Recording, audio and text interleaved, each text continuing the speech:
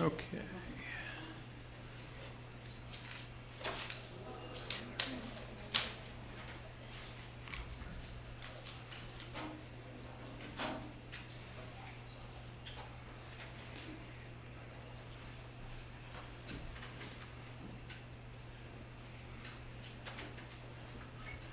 Mr. Rogers, are we ready to go from your end? Yes, sir. Okay. So it's 6:30, and the first thing we need to do is, do we have a closed meeting certification motion? Yes, sir.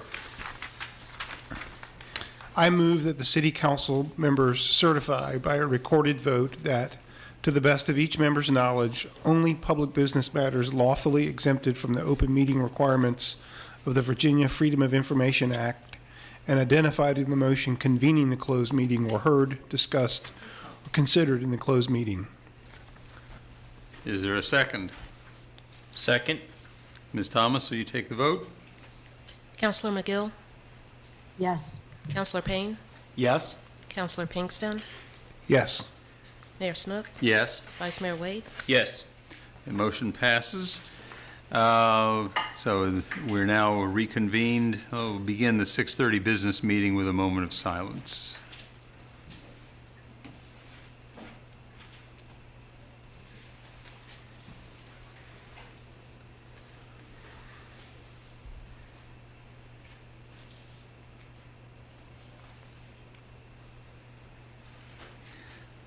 Thank you.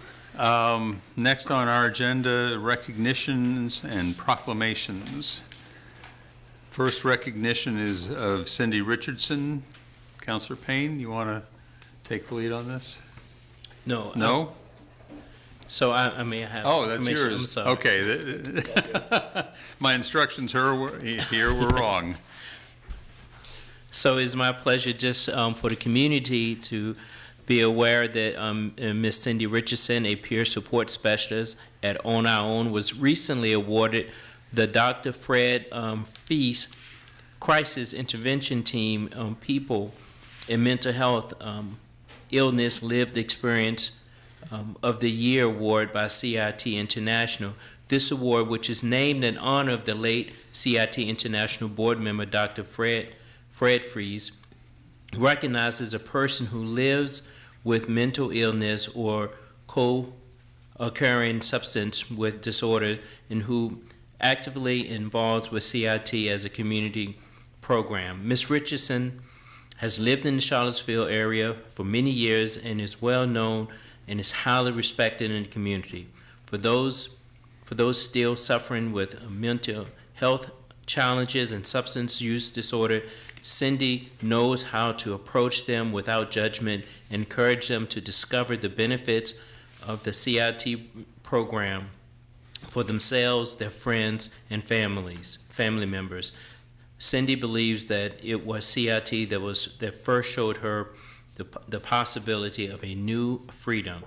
CIT program is a community partnership of law enforcement, mental health, addiction professionals, individuals who live with mental illness and or addiction disorders, their families, and other advocates. For more information, you can go to citinternational.org. So I don't think Ms. Richardson is here, but I think that when we have individuals like this in our community that's received recognition, not only on a local and not even a state level, but this is a national level, international level, we want to bring it to everyone's attention. So congratulations, Cindy, and thank you for all the work that you're doing in the community. We're getting 2 thumbs up from Cena as well. So. Yeah.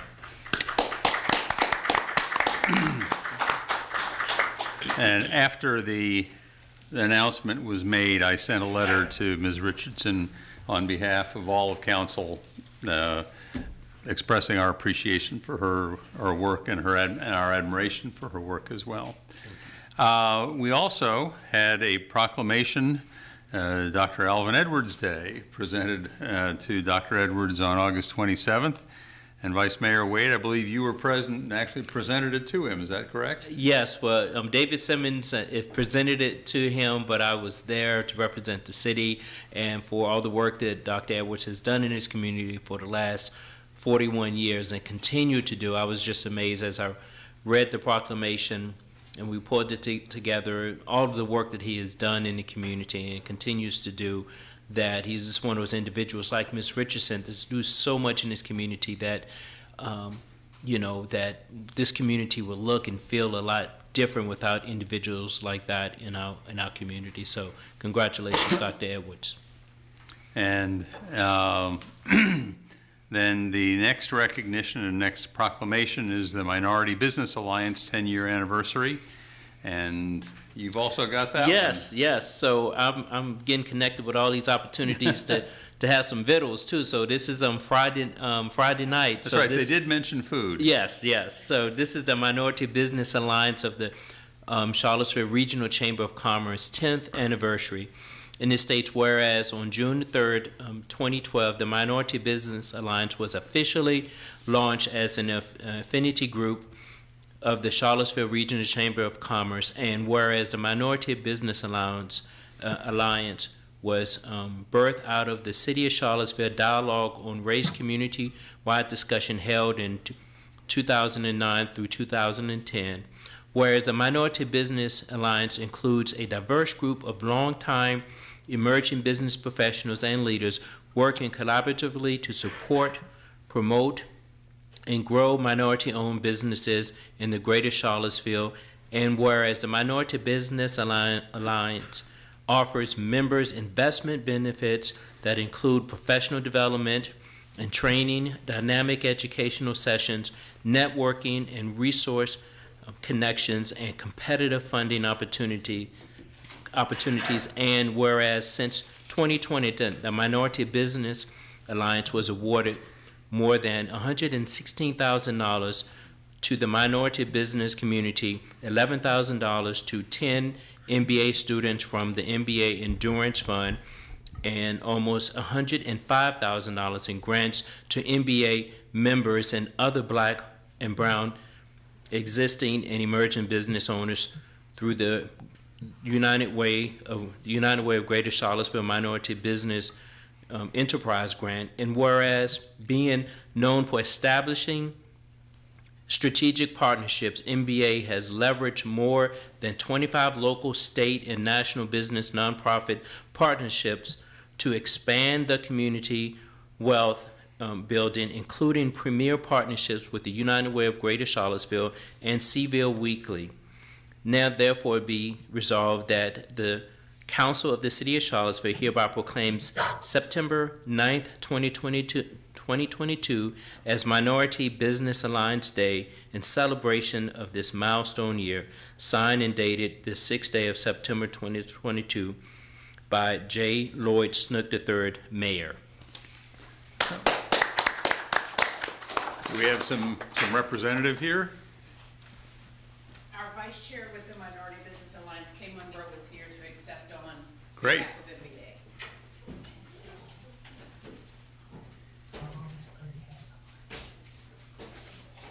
Council members, stakeholders, community partners, we are so grateful for this recognition. We appreciate every opportunity that we have to support you, support all of our colleagues and our business professionals. We look forward to celebrating this milestone event and also rereading the proclamation. I think our dear mayor may do that for us on Friday night. So again, thank you so much. We appreciate the honor.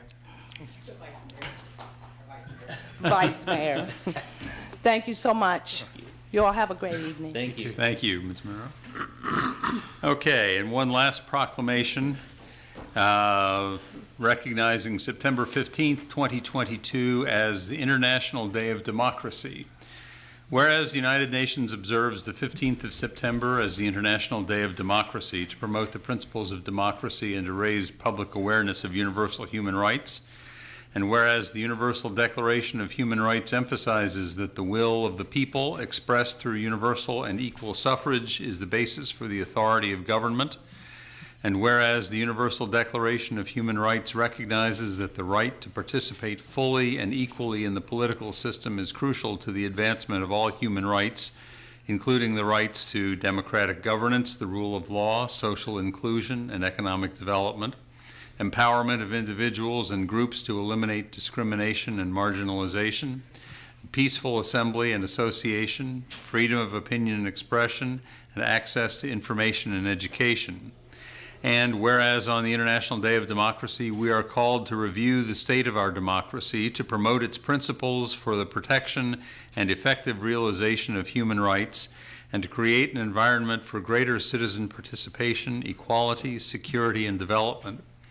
And whereas we recognize that in 2022, these basic principles of democracy are under attack in the United States and around the world, now therefore we, the City Council of Charlottesville, Virginia, hereby recognize and celebrate the 15th day of September 2022 as the International Day of Democracy, to remind us all of the need to work to protect the democratic principles by which the freely expressed will of the people forms the basis of our government in this great country.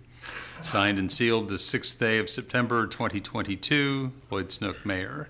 And Kirk Bowers is here to receive it, I understand. Mr. Bowers? Yes. If I may say a few words. Sure. Let me hand you the proclamation. Okay.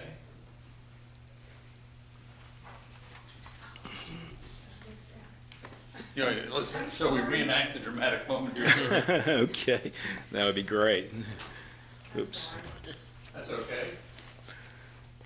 So, Thank you very much. Thank you very much. there you go. Thank you. Good evening, honored members of the City Council. I haven't spoken here in quite some time, actually. I'm the Conservation Chair for the Sierra Club, Piedmont Group, Virginia Chapter. We have a national campaign that we began a year ago to protect and preserve democracy. On behalf of the following organizations who signed the request for proclamation, I want to express our sincere gratitude to City Council for recognizing September 15th, 2022 as an International Day of Democracy. The organizations signing the request include the National Organization for Women, Charlottesville Branch, the Charlottesville Center for Peace and Justice, Indivisible Charlottesville, Piedmont Group, Virginia Chapter, Sierra Club, Charlottesville Friends Meeting, Peace and Social Concerns Committee, and League of Women Voters. Every September 15th, International Day of Democracy is commemorated around the world. It is a United Nations Day of Observation. On this day, the UN urges all governments to promote and uphold the principles of democracy. This provides an opportunity to review the state of our democracy and review our support for democracy as we strive towards a more equitable, inclusive, and sustainable community. Today, equality and democracy are under assault. We're no longer able to take our democracy for granted. People that are promoting authoritarian leaders, and they fan the flames of political violence that are a threat to our personal rights, to the pursuit of justice, to the rule of law, and to the very soul of this country. These are indeed perilous times. Let us take a few moments on September 15th to renew our commitments and beliefs to the principles of democracy. Again, thank you so much. We are deeply in your debt and gratitude. Thank you, Mr. Bowers. So, that gets us next to the consent agenda, Ms. So Thomas. there are a few announcements. if Yeah. we could. Oh, I'm sorry. That's okay. Okay. I'll go first. So I'm announcing here the 5th Annual CYM Day Observance. Close Your Mouth and Listen is what it's entitled. Mr. Alex Zan presents the 5th Annual CYM Day, first proclaimed by the City of Charlottesville on September 18th, 2018, the third Monday in September. The mission of this day, with its character CYM, stresses the importance of closing your mouth and listening, which is the key to learning and living a healthy, safe, and productive life. CYM Day will be observed on Monday, September 19th, 2022 at 10 a.m. at the Downtown Ting Pavilion. The program will feature guest speakers, Mayor Lloyd Snook, Delegate Sally Hudson, Dr. Tracy Downs, Professor of Urology at the University of Virginia, Eddie Howard, Executive Director of the Charlottesville Abundant Life Ministries. Highlights will also include guest vocalist James Bryant and a CYM skit from the Barrett Learning Center students. At 10:14, the Charlottesville Fire Department will be ringing their bell, and at 10:15, all citizens, wherever they may be, are encouraged to take a CYM minute to relax, refresh, renew you. Other CYM activities, posters, and stickers are available upon request. Thank you. Thank you. Thank you, and I have an announcement. This is to let you know that the application deadline for the Charlottesville Homeowner Assistance Program has been extended to September the 16th. Please visit charlottesville.gov/COR to apply online or call the Commissioner of Revenue at 434-970-3160. A little bit information about the qualification. You must be the legal owner and occupant of a residential property as of January 1st of the current year. Applicant, spouse, and co-spouses residing in the home cannot own any other real estate. The current year assessed value on the applicant's residential property is $420,000 or less. Applicant household using IRS gross federal adjusted gross income for 2021 tax year is $60,000 or less, and you must be the currently enrolled in a real estate relief program for the elderly and disabled. And so those are kind of the basic information. You'd certainly call or go online to get additional information, but the bottom line is that the deadline has been extended until September the 16th. Are there other announcements? I didn't mean to cut anybody off. I have a quick, just trying to do this at the beginning of every meeting from the following meeting. Just a kind of wrap up of what was brought to our attention during public comment in the last meeting. I just wanted to summarize that we had a lot of comments about collective bargaining.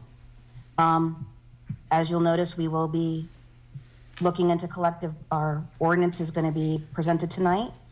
And we continue to want public input on this. We heard people talk about Midway Manor and how they're concerned with the management company at Midway Manor. I know the city is a little bit tied as to what it can do there, but I do know that both deputy city managers Marshall and Sanders have great concern about this and will be keeping an eye on what they can do. What's changed since the DMC report? This is something we need to be definitely looking into deeper and charging once we get a new police chief in place to look into. I know I've been trying to run some numbers based on what our current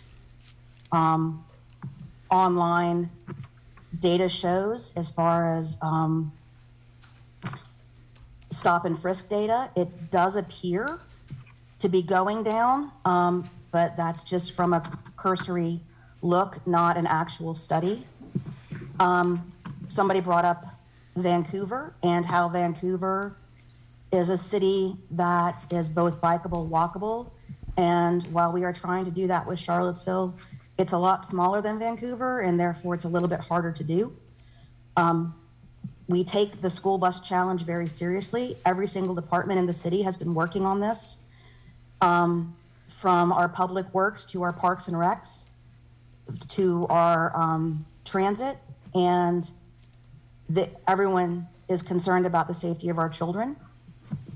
The potholes that were brought up for Page Street and Dairy and Rugby, or Emmett, I guess, down to Barracks, had actually been brought to Mr. Sanders' attention already.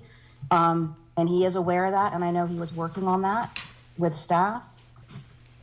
The idea that those with lived experience in homelessness should also be consulted as we prepare for the 50th anniversary of the downtown mall is something that we heard and should be honored, as we have a large community, not just our business community, who utilizes the downtown mall.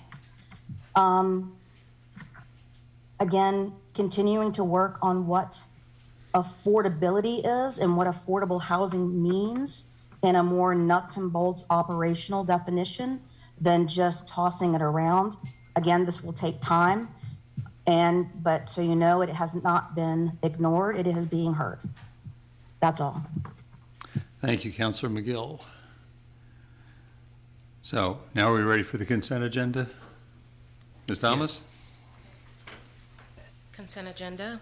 Number 4, minutes, June 21st council meeting, August 1st council meeting. 5, resolution, a refund of business license tax, $5,719.45, second reading. 6, resolution, Virginia Homeless Solutions Program Grant Award, $539,369, second reading. 7, resolution, Belmont Bridge Replacement Project, appropriation of $2,697,398, second reading. 8, ordinance, amending City Code Section 30-6 to increase the threshold under which the city treasurer may issue a refund for an erroneous assessment without direction from City Council, second reading. 9, resolution, United Way reimbursement of Community Resource Hotline staff costs, $26,333.76, one of 2 readings. Thank you. We will now take public comment regarding items on the consent agenda that were just read by the clerk. Each speaker will have up to 3 minutes. In the Zoom webinar, you may select the raise hand option to be placed in the speaker queue. If you've joined by phone and wish to speak on the consent agenda, you can press *9. We will alternate in-person and virtual speakers. Remember, this only on these 6 topics. If you signed up ahead of time, you are to come in a few minutes, but not right now. If you have something else to say on some other topic, that's in a few minutes. So, is there anyone in council chambers who would like to speak on one of the consent agenda items? I see nobody here. Is there anyone online who would like to speak on the consent agenda item? Mayor Snook, I see no raised hands. All right, so we'll close the public comment as to the consent agenda. Is there a motion to adopt the consent agenda? I move that we adopt the consent agenda. Is there a second? Second. Any further questions or comments from council? Ms. Thomas, will you take the vote? Councilor McGill, Yes. Councilor Payne, Yes. Councilor Pinkston, Yes. Mayor Snook, Yes? Vice Mayor Wade. Yes. Okay, motion passes 5-0 to adopt the consent agenda. Mr. Rogers. Sorry, I think we forgot to make the board appointments. Oh, you're right. It's not on my list here. I would move that we appoint Area Garland and West Bellamy to the Charlottesville Redevelopment and Housing Authority. Is there a second to these nominations? Second. Any discussion? Ms. Thomas, take the Who vote. was that second? West Bellamy? Well, I'm sorry, who Oh, seconded? The seconding of the motion Okay. was Vice Mayor Wade. Got it. Councilor McGill, Yes. Councilor Payne, Yes. Councilor Pinkston, Yes. Mayor Snook, Yes? Vice Mayor Wade. Yes. Okay, that motion passes 5-0. Congratulations, and we welcome those two to the CRHA board and look forward to their contributions. Mr. Rogers, would you like to present the report from the city manager's office? Mr. Mayor, Council, a couple of items I'd like to highlight. First, we work hard on our intergovernmental relationships, and Mr. Mayor, you and I met with the university and the county several weeks back, and the 2 deputy city managers met with Jeff Richardson, county executive, and his 2 deputies in a retreat, half-day retreat, last Friday. And it was very productive. We shared a lot. We have a lot of common issues and problems that we're working on, and it lays the foundation for good cooperation in collaboration here in the Albemarle County and Charlottesville. So I just wanted to highlight those. Also, one of the big problems we've had over the last several months has been the loss of a number of public safety officers in police and in fire and sheriff's office. We worked together to identify ways that we can create retention bonuses without adding too much cost, to the general fund budget. We worked with the police department to fund a new pay scale within their budget. They had a tremendous amount of savings, actually, because of the number of vacancies that they had, so we were able to accomplish that, as you know. Last Friday, we were able to notify the fire department and the sheriff's department of retention bonuses that went out to them. So we've been able to address a serious challenge of the loss of personnel who are really going to our neighbors, the counties around us and the university, for higher pay. So we were able to address that. Transportation is very much on our mind. We are working to resolve the challenges we have there by increasing the pay. That is a little more complicated because of the federal funding involved, but we will be coming back to you at the next council meeting with the proposed solution for our transportation challenge. And we look forward to that discussion. There are a number of other items that we've listed here that I won't take time to highlight. Sam or Ashley, anything in particular you would like to highlight tonight?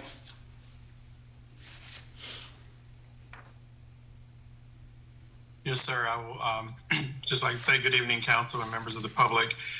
There have been a variety of comments, negative and positive, excuse me, in regards to the conversion of the four-way intersection at Rose Hill and Rugby.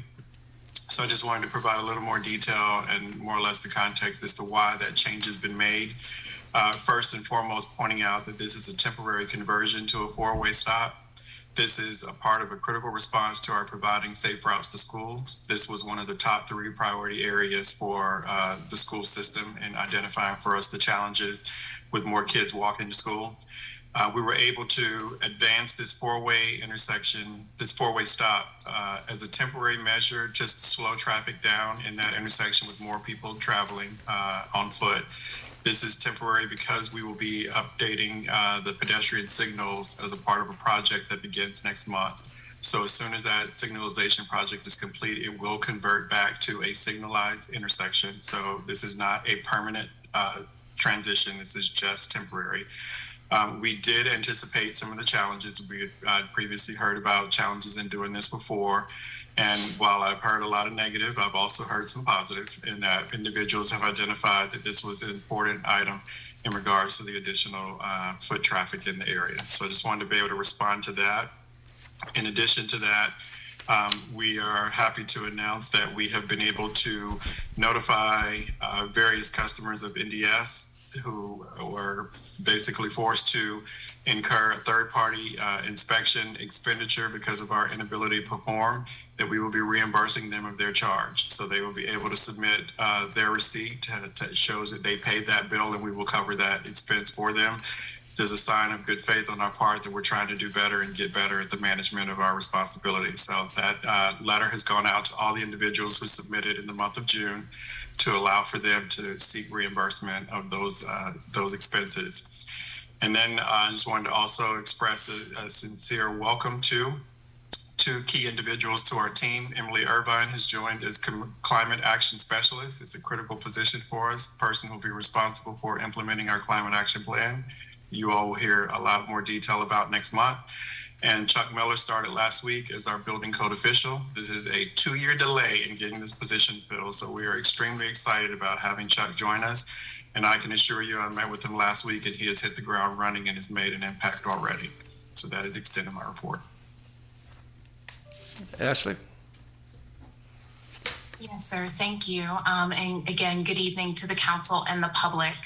Just a few announcements. The Office of Economic Development is pleased to announce that September is Minority Business Month in Charlottesville, and there will be a series of events celebrating business diversity in the Charlottesville community, beginning with the September 9th Minority Business Alliance's 10th Anniversary Gala that was discussed earlier in the meeting.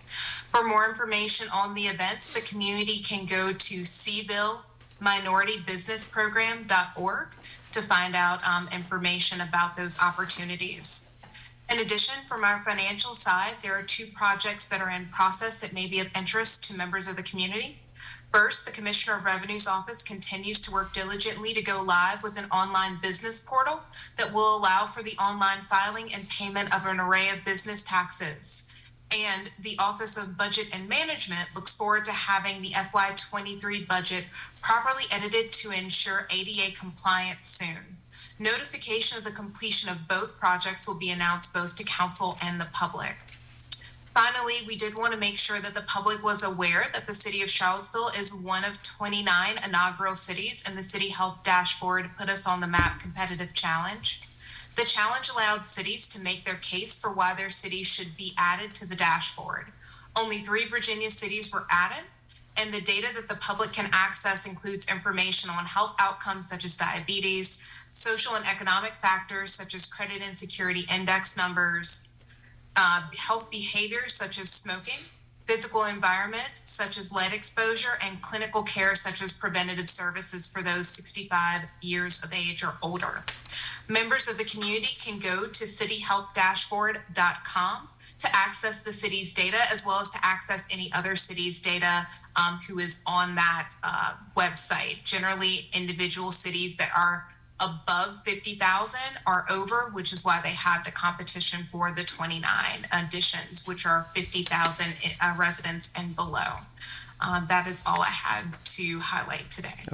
And we'd like to extend congratulations to Chief Smith and his team at the fire department for completing the accreditation review process and being accredited as a fire department. So we applause to them. Yes. Yep. And that concludes our report. There are a number of other items that will be listed in our report online. And one of them I would like to just draw a little bit of attention to. There was a mention of the fact that we have a new building code official, but we also have a new building inspector. And for the last 6-8 months, if not longer, we've had a real crisis in that area. So to have added really 2 new people in the general field is really excellent. It means that there is truly light at the end of the tunnel. That's right. All it takes is money. Yeah. Okay. So we have actually 3 pre-registered speakers. We had 4, but 1 will not be joining us in the Community Matters section. So there are 13 spots for additional speakers in Community Matters. Each speaker will have up to 3 minutes to speak. No comments, please, on the public hearing coming up during action items. So we're having a public hearing on collective bargaining. This is not the time to talk about collective bargaining. We'll talk about that again in a few more minutes. We will open up the floor to pre-registered speakers. The first speaker I've got here is Kevin Cox. Mr. Cox? Hello. Hello. I'm Kevin Cox. I live at 311 Fairway Avenue, and I'm here to talk about traffic conditions on East High Street. But before I get to that, I have to disclose to you, I think it is a good idea, that I am a city employee now, working at the intersection of Hazel and East High as a crossing guard. And thank you for your help. My comments here are mine alone and have nothing to do with the position or the policies or whatever of the city schools. I am myself. So East High, I have a long connection with East High. For the last 50 years, I've driven, walked, run, done just about everything you can do on the street, on that street, probably more than any of you. And in those 50 years, the street has remained unchanged. It's terrible. There's a light now, and there's a flashing yellow light, but otherwise, the street is just worse, actually, because the curbs have disappeared. And I would like to start with one place in particular that really annoys me personally. That's that muddy dirt path in front of the AT&T building, which has been there forever. 30 years ago, I was told it's on the 6-year plan. Now, maybe they missed a digit and meant 60-year plan. I don't know. But it has not been done, and it needs to be done. People, it's a terrible path. The Appalachian Trail is better. People slip and fall. It's just really obnoxious. If we move up from there, then we come to something that is truly dangerous, and that is the parking lots in front of the glass shop and the restaurant. Those parking lots are not separated by anything from the street. There's no division. There's no curb. There's nothing. And cars regularly drive through those parking lots. I've witnessed it. Traffic will be stacked up waiting for a vehicle to make a left turn onto Hazel, and they come around the end. There are a lot of videos of this, actually. They come around and they go real fast through the parking lots because they're trying to beat traffic because they know that it's going to get moving soon and they don't want to get stuck back where they were. It's a terrible thing. Curbs and gutters are needed. Then we move up a little further and we get to the intersection. What a mess. Pedestrians cross at 3 different places at that intersection. That's where they cross. There's one crosswalk. The major crossing, there's nothing. Okay? Move up a little further. Tubby's is fine. We get to the auto parts store all the way to Stewart Street. Again, just a vast expanse of asphalt with no interruptions from building to building. It's just street. It's totally unwelcoming for pedestrians. My time's almost up, so I want to say a couple of things. I have a couple of questions. One, probably for the city manager. Do you have a plan? And what is it? And I would like to see it. What incremental improvements can you do now? In short order, a year and a half, 2 years, I know the street's going to be dug up, but there are things that can be done. Is the infrastructure work that's going to happen, is that going to include new sidewalks and curbs? And lastly, I would like to invite all of you to join me and some of the business owners and residents as we walk down the street. It'll only take about a half an hour, 45 minutes, and you can see for yourself. What do you say? Will you walk with us? Yes, I would love that. Thank you. Thank you, Mr. Cox. Our next speaker, Kate Fraley, I don't see here. Is she online? Yes, Kate is on Zoom. Okay. Hello. Can you hear me? Yes. Thank you for this opportunity to speak. I want to speak about the mental health beds. We are not confused. The 40 beds are an expansion of the jail. It's not an expansion of the capacity, but it's an expansion of the square footage. We don't want you to spend money on expansion. People don't get well in a cell. These units or these beds or these spaces are likely to be segregation, like solitary confinement. There's an article entitled Mental Health Units in Prison Are Solitary Confinement by Another Name. I'll send you that article.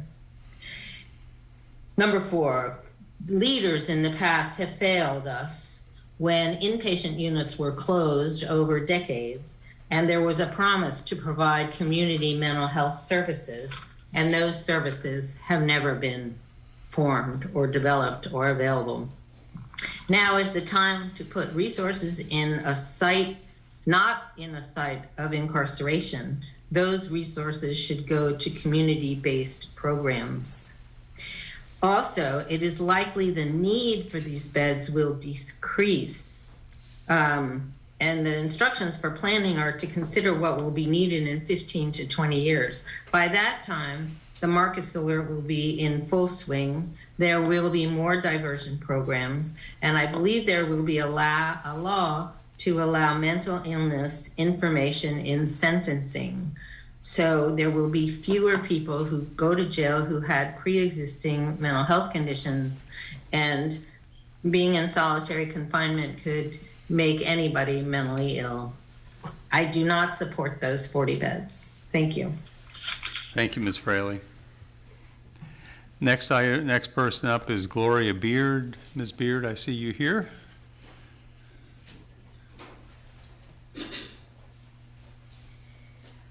Well, I'm piggybacking on what Kate said about the mental illness. It's called care, not cages. And like at a time when most of the beds available for people experiencing mental health crisis are being defunded, the Wellness Center, ran by Region 10, 20 beds at Martha Jefferson, ran by UVA. 5 state mental hospitals stopped taking new admissions because of staffing crisis. And the charter, they closed 36 and 20,000. Western State had 260 beds. Now they only have 86. And the Moore Center has 10 beds. So Charlottesville City Council, Nelson County, and Albemarle is being asked to put $49 million of taxpayers' money into renovating and construction of the jail, adding more cells, and 44% of the inmates are mentally ill. And we cage sick people at disproportionately high rates, but what is needed is community-based care that does not involve police. You just can't get well in a cage. If anything, being locked up create mental health issues.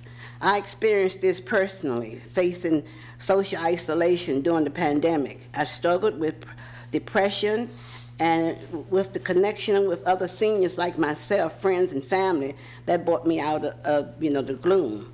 Instead of spending so much money renovating the jail, Charlottesville should be diverting a portion of our resources to create community-based care for people experiencing mental health crisis. Budget reflects our values. Disinvesting in treatment while investing millions of dollars in our jail is immoral, and it is bad policy. I feel if there's money for locking people up, there is surely money for treating those in crisis. I'm asking our city council to fund care instead of cages. You just can't get well in a cage. And please fix our bus problem for our children. Thank you. Thank you, Ms. Beard. So that's our list of people who have signed up in advance. Is there anybody? Mr. Foley standing up? Would you like to speak to us? Yes, always. All right. I'm not going to give a statement, but I am going to read you the People's Coalition. For folks who spoke are with People Coalition, the People Coalition mission statement. The People's Coalition organized in Charlottesville and Albemarle area to oppose our unjust racial criminal justice system. We raise our voices in community to back a sense of criminal justice practice through public education, public pressure, and public action. The People's Coalition works through this mission in a number of ways. We advocate for community-driven policy to change the city and county levels. We put pressure on governing bodies to address oppressive practices in their criminal justice process. We push for transparency and accountability for local bodies to work on criminal justice issues.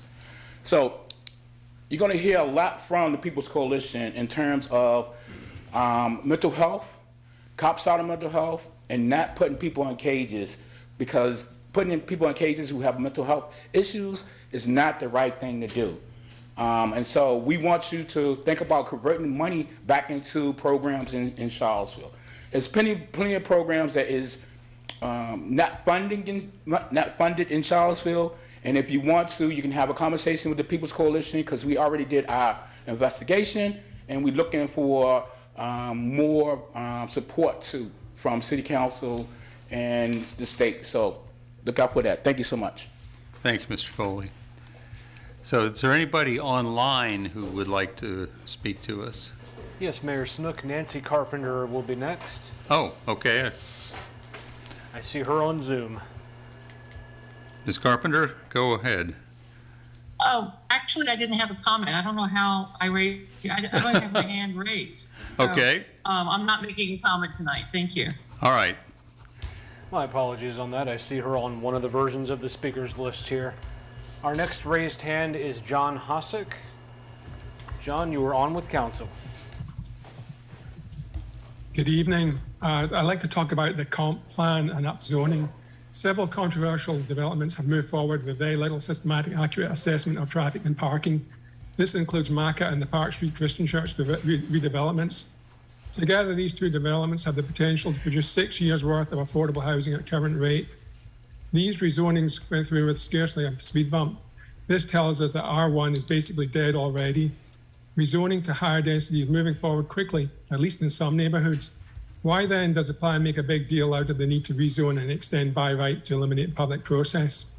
Another rezoning, Mountain View Baptist Church, is likely to result in the fourth major rezoning redevelopment in our neighborhood, Locust Grove, in as many years.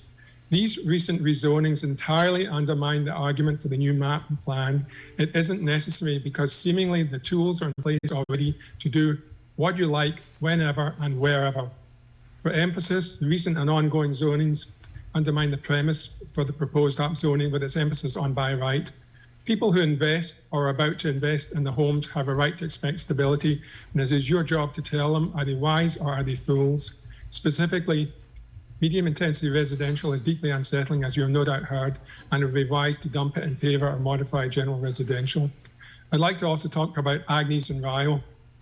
The county wants to build a turn left lane on Rio southbound at Agnes on a narrow, twisty and steep overused street with inadequate sight lines in every direction. The city traffic engineer says we can do nothing because it's in county land. Really, are we going to go along with this? The county considers this street an entranceway. Really, a city residential street comprising only of collector streets, but now used, like many others in the city, as a substitute for county infrastructure to support county development. The city should threaten to close or reduce the street to one lane or otherwise show a token level of support for city residents. We voted for the council and pay staff salary. Just do your job. Represent the interests of those who you report to. Thank you. Thank you, Mr. Hossack. Anyone else online? Ange Khan will be our next speaker. Okay. And you're on with council. Thank you. Are you all able to hear me? Yes. Okay. So I want to make a comment regarding the expansion. Whether it's adding new beds or adding square footage, incarceration is incarceration, no matter how the box is gift wrapped or what type of fancy bow it has. Jails have never, and will never be designed to rehabilitate, but rather continue to disappear those who are most in need of supports instead of cages. The designation of this flex space, which is truly a mental health wing, is a common trend in communities in various states. Those who are following mass incarceration trends have witnessed this for years. This happens in part because localities have underfunded community resources that were designed to provide supports instead putting astronomical amounts of funding into police departments, jails, and prisons. Incarceration and the uses of segregation has a tremendous effect on mental health, overall well-being, and how those who've been fortunate enough to exit the carceral system interact with those in the community. It's a little Google search for those who are interested in gaining more knowledge about mass incarceration and not taking the word of those who earn a living upholding the criminalization and punishment of Black, brown, and low-wealth human beings.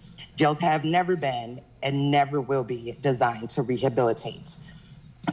Black and brown, those of low wealth individuals who are overwhelmingly impacted by mass incarceration, lack of cultural appropriate medical and mental health care, and substance use disease are routinely subjected to the City Council's disregard for their concerns, their needs for support with their communities, and their desires to live in humane conditions. You all have the opportunity to divest from the ACR jail expansion project. You all have the opportunity to put more funding into mental health and substance abuse disease as a starting point. I am certain there are some community-based organizations that would welcome the funding since most are running very low on funding and capacity. Support care, not cages or cops. Thank you. Thank you, Ms. Khan. Is there anybody else present here who would like to speak right now? We should have been alternating, I apologize. Ms. Parker?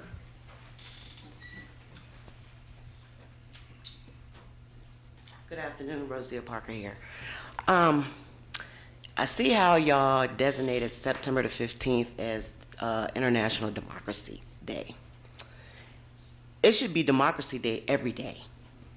we should be able to have our rights not violated, protests not violated, which the city council did just that. 2020, August and September of 2020, when you denied myself and Katrina Turner's protest. Everybody else had a protest. We were the only ones who weren't allowed to protest. We were threatened that if anybody showed up for us, they were going to jail. So how is that democracy? How is that showing the city or the community that y'all are really willing to work in democracy? Because it seems like every time that myself or Katrina Turner says anything, it seems that the city council becomes very personal, which this has been very personal for a long time when it comes to me. And all I'm doing is making what we pay for, taxpayers, people accountable for their actions. And it's still not accountable. Y'all choose to make it personal, far as still there are things that it still hasn't been answered to the community about the PCRB or PCOB, about the removal of Bellamy Brown. We still haven't heard anything about that. Then y'all wanted to respond, Mr. Payne and Snook. If y'all really wanted the community engagement, y'all should have had some type of community forum, something that should have been more so in the community instead of waiting till the paperwork came out in the paper last week about the choosing of the police chief and the survey and how it was done. We shouldn't have to come to y'all to tell y'all what community needs to be spoken to or one-on-one meetings. That's y'all's job as the city council, that y'all are putting somebody in charge of our lives again, that we're still healing from the turbulence of generations, still till present day, harmfulness from the police department and the city governments. There's no trust there. So how do y'all expect us as people to trust anything that y'all say when y'all don't even want to have community engagement? Y'all choose to make things look good, but things really aren't good. We have to start pulling these covers back so that the community really can see what's going on, because y'all really have things very much covered. But like I said, the PCOB, Bellamy Brown needs to go. And like I said, I'm not gonna stop, because you made it personal when you came into my home twice unannounced to get me to give you an answer for the CRH board. So we need to do something about that PCOB. And I gave y'all the paperwork and the guidelines why he was the bylaws were violated in the ordinance. So I'm not going to stop. Thank you. Thank you, Ms. Parker. Is there anybody else online who would like to speak? Our next speaker on Zoom will be Adrian Dent. Okay, Ms. Dent? Good evening. Can you hear me? Yes. Okay. Adrian Dent. I live at 104 Todd Avenue.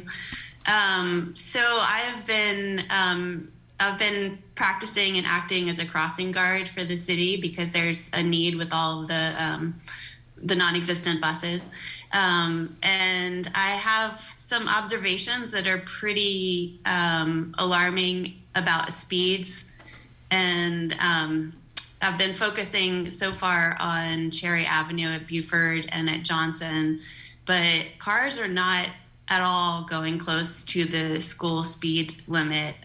Johnson only goes down to 25 from 35. I'd like that to be changed, but that's aside. They should be going 15 at Buford, and I would say maybe 1 out of every 10 is doing that.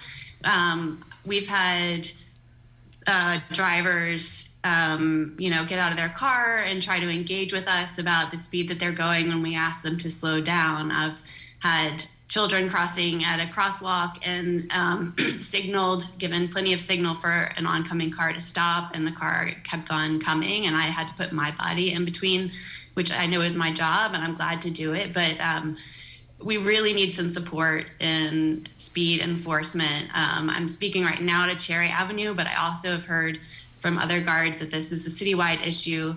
It's not up to the city schools or to the city crossing guards to maintain and ensure safe speeds on the streets.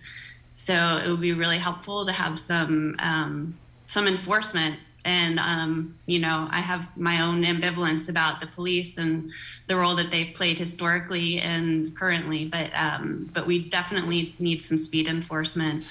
This is not a city school issue. This is a municipal matter. And I also, with the few minutes the minute I have left, I wanted to just echo and affirm Ms. Beard, Ms. Fraley's, Mr. Foley's, and Ms. Khan's, and the People's Coalition's comments earlier. Thank you very much. Thank you, Ms. Dent. Anybody else present who would like to speak? Ms. Turner?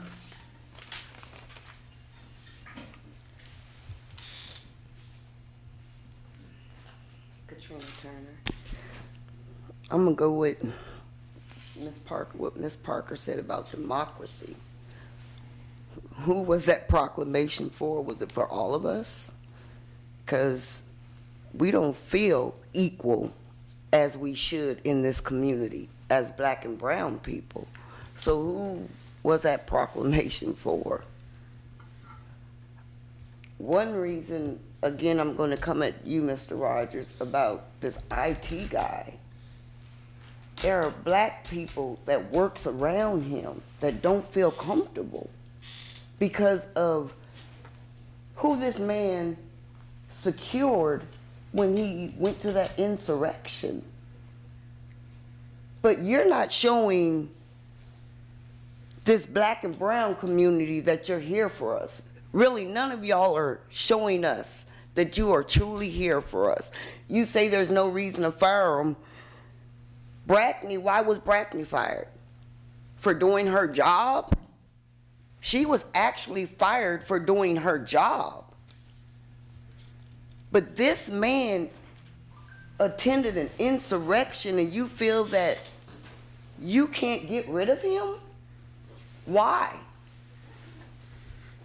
What is it about this man that you have to keep in this city? He's an IT, he could ruin so many lives. Why keep him there? You don't have to have a reason to fire him. Think about the people who works around him. Think about what the people went through when the Proud Boys came here. When InfoWars came here. Y'all have to think about this. I understand this man might be losing his job, but did he think about that when he attended that insurrection? Y'all are talking about mental health. We come to y'all about so much, but it seems like it goes in one ear and out the other. How are we supposed to heal in this community if you will not listen to what we are truly going through? Having this man work for the city, it may not be affecting you all, but it's affecting a lot of people in this city. And I think you need to get rid of him just to ease some of our minds about what he could possibly be doing right now. We just need y'all to start listening a little to us, because we're the community. We're the ones out here on the streets. Thank you. Thank you, Ms. Turner. Is there somebody online next? Yes, Mayor Snook. Rebecca Scheckman, you are on with council. Hi, can you hear me? Yes, we can. Hi, I'm here to speak out against the expansion of the Albemarle County Regional Jail and against expanding the jail for mental, quote unquote, mental health beds. People living with mental illness need treatment, not jail, community, not cages. Entering the criminal justice system, the criminal legal system, impacts people's employment, their housing, their families, and their mental health. Exposure to violence in prisons and jails exacerbates existing mental health conditions and even leads to the development of other mental health conditions like anxiety, PTSD, depression, and even suicidality. Rather than receiving treatment, people in jail are separated from their community, and they're subject to inhumane, unsafe conditions And that separates them from their community, which isolates them from what they need, which is housing, employment, support, education, and being in a loving and safe environment, which will never be jail. People living with mental illness, especially if they're poor or homeless or use substances, find it nearly impossible to obtain help in Charlottesville. We're at a moment when we have a choice to fund possibilities for people who are suffering from mental health issues and not jail them. We have a chance to fund what people have already spoke about today, which is housing, education, our school buses, Region 10, and more funding for other health initiatives, which will help people, not incarcerate them. We need to imagine a world where we can fund all those things and not spend millions and millions of dollars creating more of a jail in our community. Thank you. And I'll just add that I'm born and raised in Charlottesville. Thank you so much. Thank you. Anybody else in the room here? Okay, nobody else here. Is there anybody else online? Yes, Mayor Snook. Carol Thorpe, you are on with council. Good evening, City Council. Can you hear me? Yes, we can. Hi, thank you. Yes, my name is Carol Thorpe. Hadn't planned on calling this evening, and let me preface my comment with I'd like to compliment the eloquent wisdom of Ms. Turner. I do applaud and support her statement. Briefly, the reason I'm calling tonight was with reference to the proclamation that you read earlier with regards to the UN. My statement might sound a little, how can I put it, a little, well, I don't know how to put it, so let me just come out right and say it.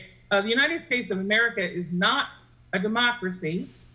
The United States of America is a republic, and in fact, it's a constitutional representative republic to be exact.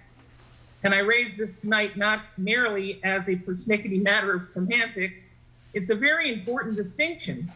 Now, while we have democratic principles woven into, and in fact, indeed championed by our system, the very protections that are provided to minority groups in particular by our representative form of government cannot be understated. It was once said that democracy can be boiled down to two wolves and the sheep deciding what to have for dinner. And that's very important to keep in mind, because in a democracy, it would be easy for any large group of a majority to steamroll a minority. And a minority could be anything. It could be by the color of your skin. It could be by your sexuality. It could be by your class, by a financial situation, by anything. So that's why we have an elected representative form of government, so that the smallest group of people could hopefully have equal representation under the law. And you don't have that in a true democracy. So whenever I hear from anyone from the President of the United States on down refer to the United States as democracy, it's not just a matter of semantics. It's important that anytime that is said, that we pause to correct that, to say no. We are thankfully not a democracy, we are a republic. But really what that's about tonight is not about whether or not this is a democracy or a republic. It comes down to that tonight, this was an exercise of all the leftist organizations in Charlottesville, once again gathering to request something of City Council, which I had seen a number of years during my tenure with the Tea Party, but also as an observer of Charlottesville City Council. Predictably, this time it was for the United Nations agenda, but predictably, like councils in the past, this council has smiled obligingly and said, how high, when this group of people asked you to jump with a ridiculous proclamation. Sadly, this is what we can expect when we have 5 Democrats on the council and no voice of dissension. I thank you for your time and consideration. Thank you, Ms. Thorpe.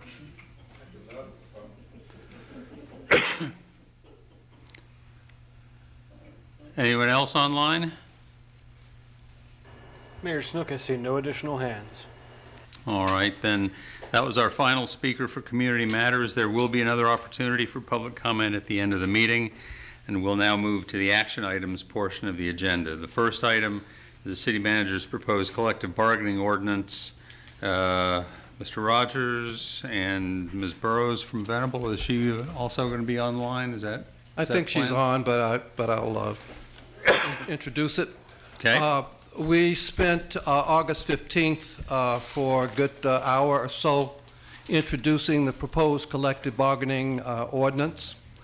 That ordinance was developed with Venable LLP as the legal advisor to our group, a group of internal directors who had considerable collective bargaining experience, were part of that process along with my two deputies and with our general counsel, our city attorney, Lisa Robertson, and our director of human resources. We studied the Virginia law that was passed that granted the right of collective bargaining. We talked through the issues that might come up and try to identify a framework for collective bargaining that we would propose here. And we settled, as we went down each section of the law, compared what other jurisdictions in the state of Virginia had done in terms of adopting ordinances. Fairfax County, Arlington, Loudoun County, Alexandria, and the city of Richmond. And we considered what they had done, and we applied it to this community. Ms. Burrows pointed out in the presentation that we settled on a walk before we run approach based on what we understand to be our capacity at this time, both in terms of personnel that would carry out the collective bargaining ordinance, which we have to recruit, as well as the department directors who will have their work environment changed, along with the employees' work environment changed under this new collective bargaining paradigm. A lot of training needs to be put in place. And we proposed an approach. We have listened to the commentary to what we proposed. And we look forward to additional commentary tonight. As I have said to you, Council, in our listening, we will consider all that has been said, and we will come back to you with a proposal that we think can meet the considerations, hopefully, of comments that are made.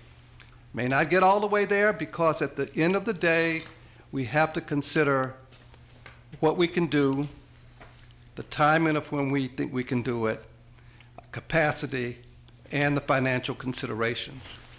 But we are open, and I look forward to the comments tonight. Thank you, Mr. Rogers. Any clarifying questions? So tonight, essentially, this is the first reading of, it's the first Yes. official reading Right. of what was sort of suggested or pointed to last time. Right. Yeah. Right. Okay.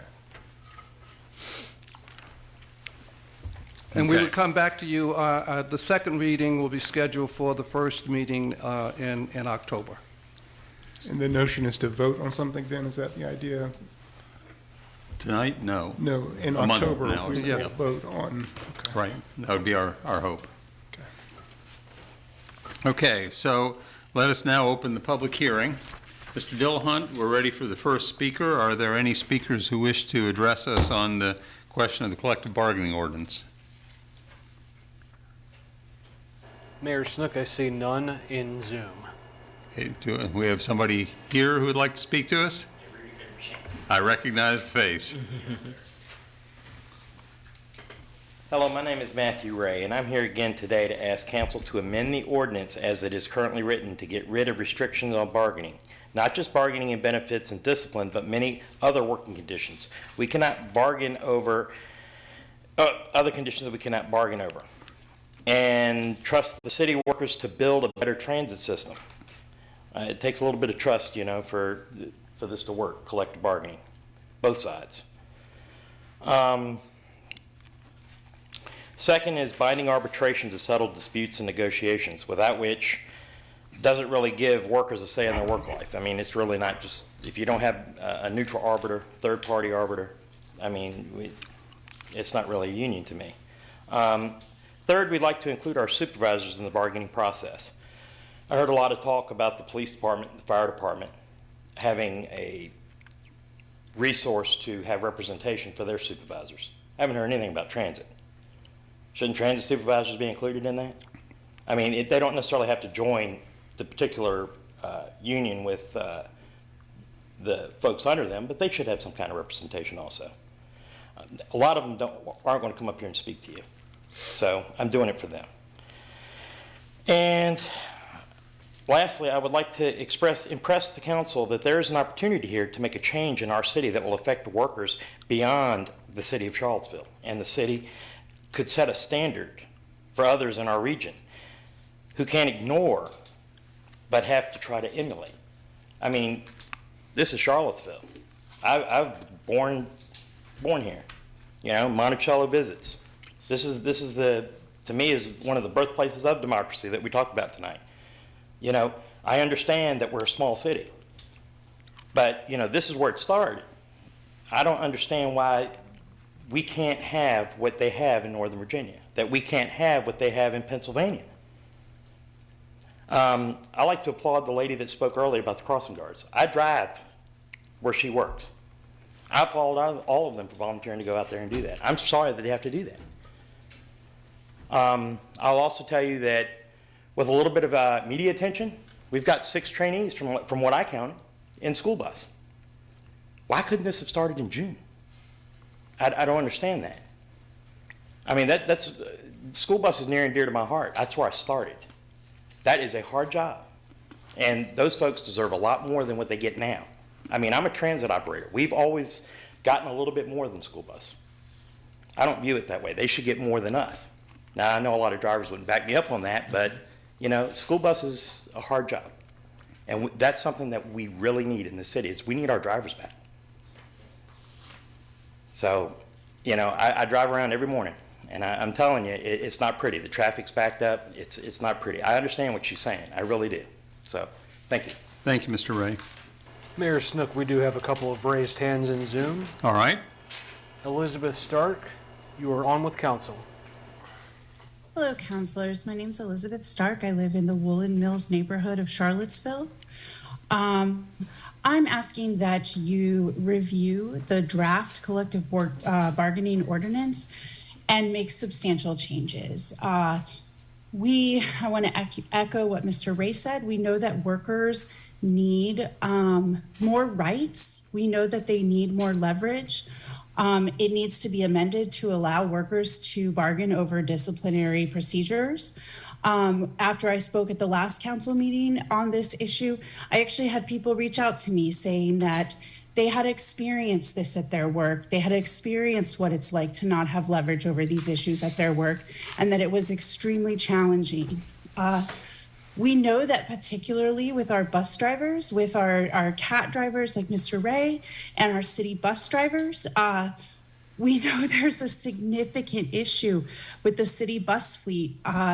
We need more drivers, and the way that we will get them is paying them what they're worth and giving them more leverage over their jobs, more say in how things are decided.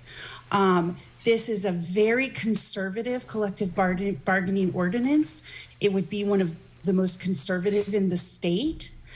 Charlottesville has been a groundbreaking city in things, like the initial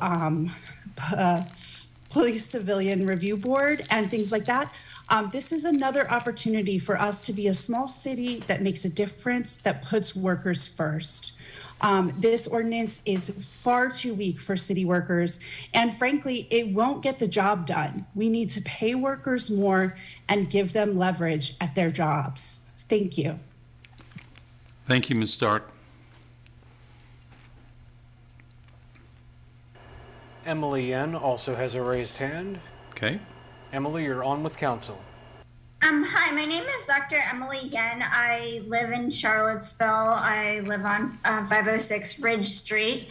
And I wanted to echo some of the same points that this ordinance is very weak for a collective bargaining ordinance. In fact, it is far weaker than any of the ordinances that have been passed in the state of Virginia.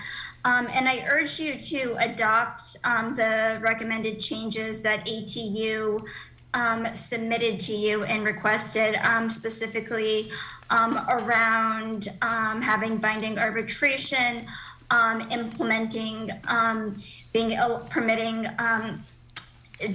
disciplinary procedures as a topic of bargaining. I mean, this Charlottesville School Board has taken a number of steps to reduce racial disparities and unfair discipline for students in the Charlottesville public schools, especially in regards to suspensions and expulsions.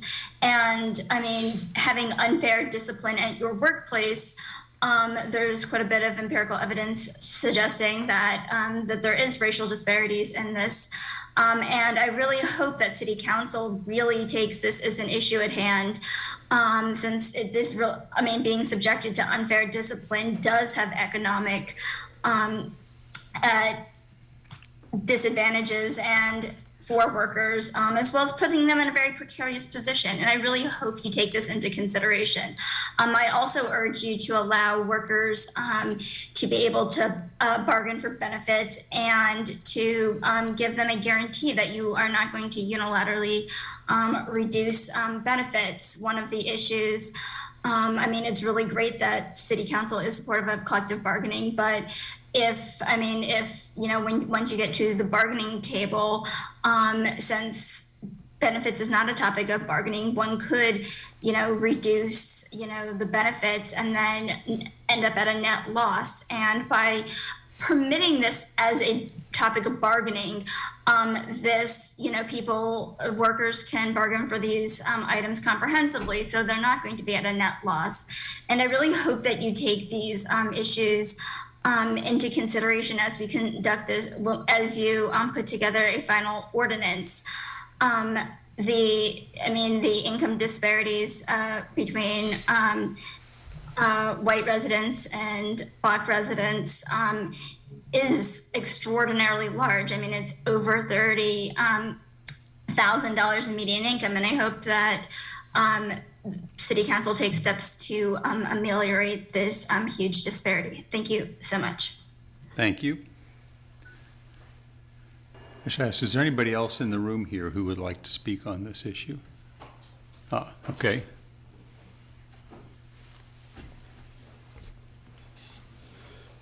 Good evening, City Council members. My name is Daniel Summers. I have been with the City of Charlottesville for 11 years, driving with CAT in a school bus as well.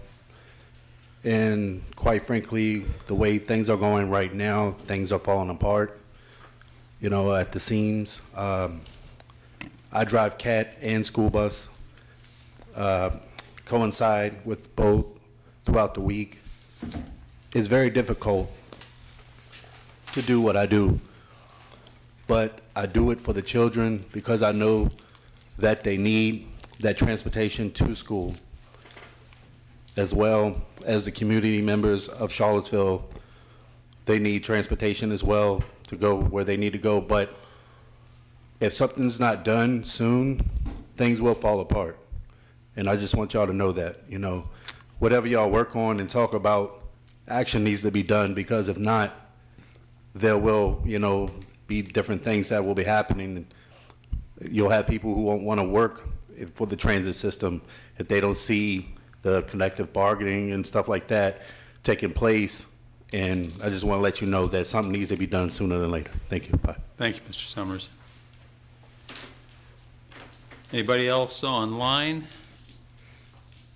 Yes, Mayor Snook. Greg Weaver. Okay. Greg, you are on with council. Hi, City Council. It's Greg Weaver in Price Spring. I'm calling first in support of city workers and their right to have a say in their working conditions.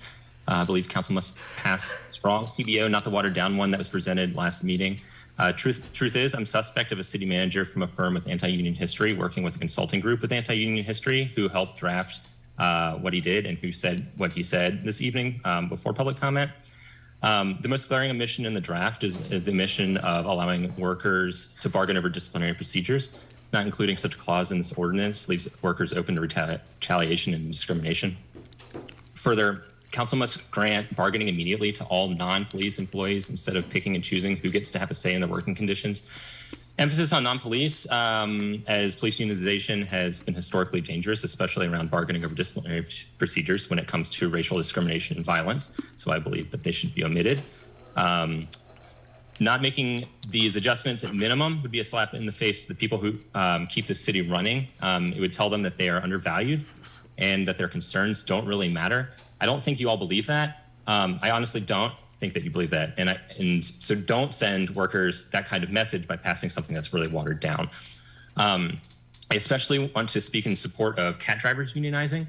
Over the past couple of months, I, along with members of the Eco-Socialist Committee of the Democratic Socialists of America chapter of Charlottesville, we've been out talking with riders. I'm not speaking for the committee or for CVille DSA, just personal opinions, but the majority of folks we've had conversation with rely on CAT to get to work, to stores, to recreation, and get back home. It's never been clear to us that CAT at minimum provides a critical service to working, low-income, and unhoused individuals and families in this city. Our bus system is on the verge of collapse, right? There aren't enough drivers to get our kids to school. There aren't enough drivers to run CAT routes as they currently are. The council has shown solid support for expanding CAT as evidenced in the budget you all passed. But if we don't have drivers, we can't meet those goals. So to that end, I'm asking you all to do the following in order to keep this critical system running and to set it up for success in the near future. 1, reallocate some of the money set for expanding CAT to increasing driver pay now. 2, I'll also use that money to adjust pay scales and make sure that veteran drivers are paid fairly. And 3, pass a strong CBO. These will help retention in the short term, as well as make CAT an attractive place to work. Granting drivers collective bargaining rights and say in their working conditions will also give them a distinct edge over other services such as UTS. Another takeaway from our conversations with the riders that I want to leave you with is that they say they love their drivers. 2 people I spoke with in the last week were especially passionate about this. One who I'll call A says his favorite part about riding the bus is that drivers know his name. Another who I'll call R talked passionately about how friendly drivers are and how they work so hard 6 days a week and they deserve more pay. They deserve a right to have a voice in their workplace. You won't hear riders like this, like these voices here tonight, but they exist and they're plentiful and they must be considered. They love their drivers and there's good reason for that. Thanks so much. Thank you, Mr. Weaver. Anybody else here in the room on the topic? Okay. Anybody else online? Looks like we have Jen Du. Okay. Jen, you are on with council. Hi there, this is Jen Du. I live in Fry Spring. I'm just also hopping on to voice my support for a much stronger collective bargaining ordinance. I support one that grants all non-police city employees the right to collectively bargain immediately, rather than granting some workers the right first while others would have to wait. And this right, as many others have mentioned too, should include bargaining over disciplinary procedures. Not including this provision really leaves workers vulnerable. A stronger ordinance that is at least at the level of others passed in Northern Virginia could meaningfully improve working conditions, which I think would help the city in attracting the workers it needs. For example, for our public buses and school buses, like many others have spoken about too. You all have shown that you care about improving both of these and understanding their impact on our community members who depend on these buses and the impact on public safety and even climate. But a huge step in improving area transit is actually attracting and keeping employees. I believe robust collective bargaining rights that help workers improve their wages and other conditions would help with our bus drivers' staffing shortage, and I'm sure other staffing shortages, and thus improve services and conditions for those who live and work here too.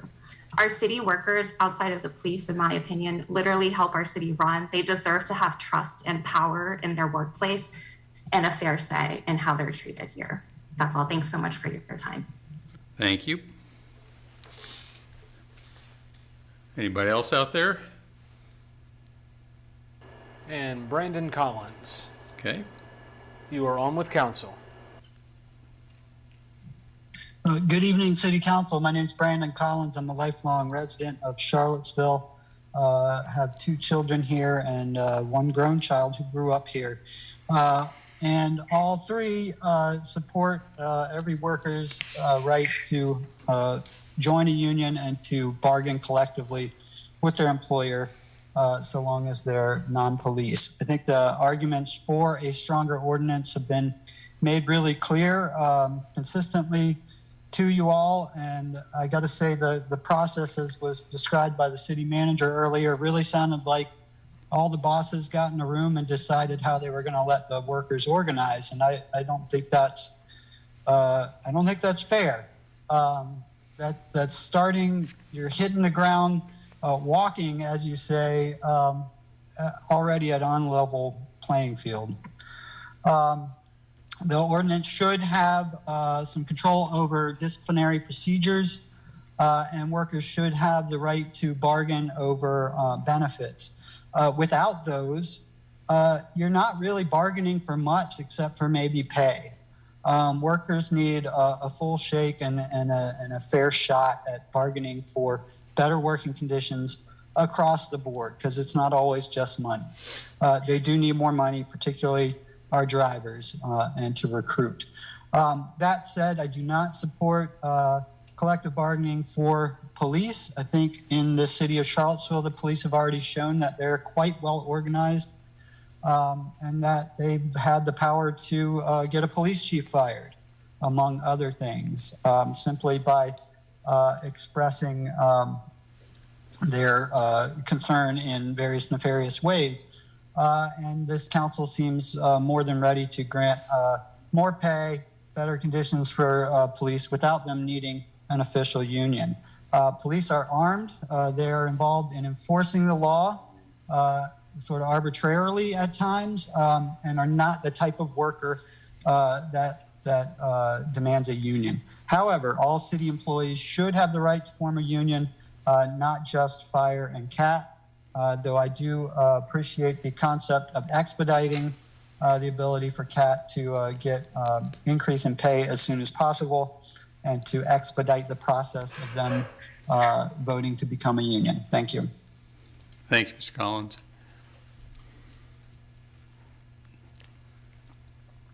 Anybody else? Mayor Snook, I see no additional hands. Okay, so I'll now close the public hearing. Matter is now with council. Council, do you want to have discussion? I mean, the only thing we have to do is decide whether we want to carry it over to the September 19th meeting for a second reading at that point. Do we want to have discussion at this point of any of these issues? October 6th for the next... I'm sorry, yes, that's right. Yeah. It's, yeah. So just to be clear, because I'm a newbie still, so as we discuss and take on the hearing, the comments tonight, you'll reformulate perhaps what you're presenting for us on the 16th, or how does this work? We'll come back with you with a proposal that takes into consideration the comments. Got it. Yeah, I guess for me, and I've mentioned this personally, I support the police in the city. I support doing what we can to fill the positions that need to be filled and pay them well, and so forth. At the same time, I'm not sure they should be part of this first, the first 3 that are sort of out there as bargaining units for a number of reasons that have been mentioned tonight. I think that transit especially and fire makes sense, and maybe the police at some later date. That's not a hill I'm going to die on or anything like that if we decide to go forward with the police being part of the first 3, but it's my sense that the community would prefer for the police to be later, if at all. I think, we've spoken about this face-to-face, and I know you mentioned it earlier in terms of pay disparity with even outside of having a union, the pay disparities that we're dealing with, and not just in transit, but in other services too, when we're competing against the university and we're competing against the county and other places. My general view is, if we need to pay what it takes to provide the services that people in the community expect from us. And so I know y'all are working on that. It's a whole large topic, but I just want to signal my support for investing in our staff, investing in pay. I think it's a false distinction or whatever to sort of put pay against a budget. I understand the budgets are important. We have to meet our budgets. But I think that there's enough funding there, I would hope so, to be able to pay people well for the services that this community says that it wants. And I have heard from a number of people about CAT and the fact that it does seem to be on the precipice of just not being able to function. And I realize it's no one's fault. But that's just not acceptable. I mean, we need to have a transit system that works. And so I know everyone's working on it. I'm not fussing. I'm just putting it out there. Yeah. We certainly recognize that, and CAT is not. It's principally federal money, and that has restrictions, and you have to figure out how you're going to use that to accomplish this purpose. So we're working through that. Okay. Deputy City Manager Saunders and Director Garland Williams, along with the Human Resources Director, is focused on how we address CAT in the short term and not waiting for collective bargaining. Because we do have an immediate crisis. We're very much aware of that. I have a number of thoughts. A lot of them, I had shared last council meeting, and I'll share them again because I have many of the same concerns about the ordinance. I think if we look at the other localities in Virginia, it's an objective fact this would be the weakest in the state. We would be the only to not include no bargaining over benefits. There are others that didn't do binding arbitration over non-fiscal matters, but there were several that did. And just as concerningly, throughout the text of our collective bargaining ordinance, when I compare it to the other localities in Virginia, there's a lot of in-the-weed stuff in terms about how the elections are held, how long pledge cards last, timing of elections that are much weaker than any other locality that I'd seen, and in my mind almost written to try to make it harder for a bargaining unit to form and limit what they can bargain over beyond even limiting the initial scope to only wages and not benefits. To me, I just strongly feel that should not be the approach we're heading. I do think there are legitimate concerns about staff capacity and fiscal impacts, and I think there are very important and real concerns about collective bargaining for police, specifically when it comes to bargaining over discipline, especially with new Police Civilian Oversight Board.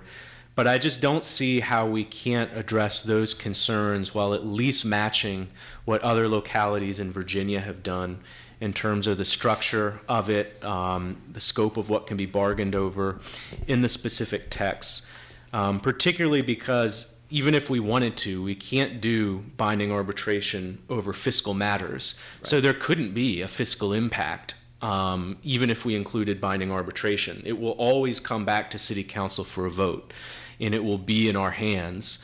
When it comes to staff capacity, again, I'm just not fully seeing the connection between including benefits, improving the structure of elections to match what other localities have done. If there is a concern about staff capacity, we could phase it in and limit it to transit in fire department who have come forward with pledge cards, and first come, first serve, phase in anyone else who comes forward to us. My preferred route would be to have begin with 3 bargaining units, and the third is a general employee one rather than a police bargaining unit, if the concern is the number of units in terms of that impact on capacity. But to me, I'm very concerned about where it is right now on multiple fronts. One, there's the regional impact. I do think the school board, Albemarle County, and potentially other surrounding counties are going to look what we do. And if we make ours the weakest in the state, we are going to set the floor lower than it needs to be, which will impact those workers. But more importantly, I'm really concerned about our ability to recruit and retain employees if we go with this approach. We had initially said we were going to get this done a year ago, and CAT bus drivers waited for over a year, and they grit their teeth. They looked at our starting pay being about $17 an hour compared to Louisa County, which is 21, or Richmond City, which is 23 with collective bargaining rights and a union. And they decided to stay. In the beginning of this year, we had 40 school buses and I believe only 7 drivers for them. I'm very concerned that if we don't get this right, it will be the final thing that leads to additional school bus drivers deciding to leave the city. And I don't know if our bus system is going to be able to handle that. And more broadly, my philosophy on it is collective bargaining is a fundamental right of workers. It's a positive thing. There are real issues to work through, but my goal is to, the strongest it can be is the better, because I think collective bargaining is positive. And I think if our approach is how do we whittle it down, and if our view is collective bargaining is a negative thing that needs to be limited, it's going to have a lot of long-term negative impacts for the city. So all that said, I would say with where the proposal is now, I could not, in good conscience, vote for it, or be able to look at our city employees and justify why I voted for it in its current state. So I just want to chime in here as well, is that, you know, as I'm reading, hearing the presentation from staff last month, but also had the opportunity to listen to a group of representatives from that supports collective bargaining, and both of those meetings were very informative for me. And you know, just as someone who's a 31-year employee, public employee, I'm just in reading and trying to figure everything out. It's just really, quite honestly, really confusing to see how this is going to be carried out. I too support, at least initially, transit and fire, if it works out that way. I think that I would like to see a change in the scope of bargaining and the binding arbitration. I need to really read that more to see what that would look like, to see what the impacts would be. But I'm on the fence about that, to see, you know, my position on that. I truly believe that collective bargaining can be an attractor of employees for the city of Charlottesville, but I'm trying to figure out the best way that it can be a selling point, because I truly believe that we need as much extra pizzazz in the city based on what we have been through over the last several years. And I think that this can do it if we do it right. And being a first, sometimes you just don't know. And so at least for me, a lot of the issues with staff, and when I met with the representative, we went point by point, and I listened. I didn't make any commitment to anything. I just listened because I wanted to take everything in. I found that that's best for me to absorb it, and then try to see where things land, and that's where I am now. And I think, Mr. Rogers, you said the 6th? And it's the 3rd, October 3rd. Oh, 3rd. Okay. Yeah. Yes. Okay. And so that's where I am now. So I still have a lot of internal debating to do on this, but the scope of bargaining, and I understand the issues of healthcare, that we get a lot of bang for our buck if we can go to that insurance company and say we have all of our employees instead of transit here, police here, and but I think that our employees need to at least have a seat at the table, perhaps. So anyway, these are the questionings I'm going back and forth in my mind, and I'm glad we don't have to make a decision tonight. So, but all of the input, and I know that the public may not believe that we're listening to them because we don't necessarily respond to every email or comment, but I know that I want everyone to rest assured that we're a council that listens to what we hear and what we receive in emails. It really does make a difference, and so thank you all for being engaged. I have a couple of questions, I guess. One is that I went back and looked at the statute that talks about the on which we would be relying to say no binding arbitration as to fiscal matters.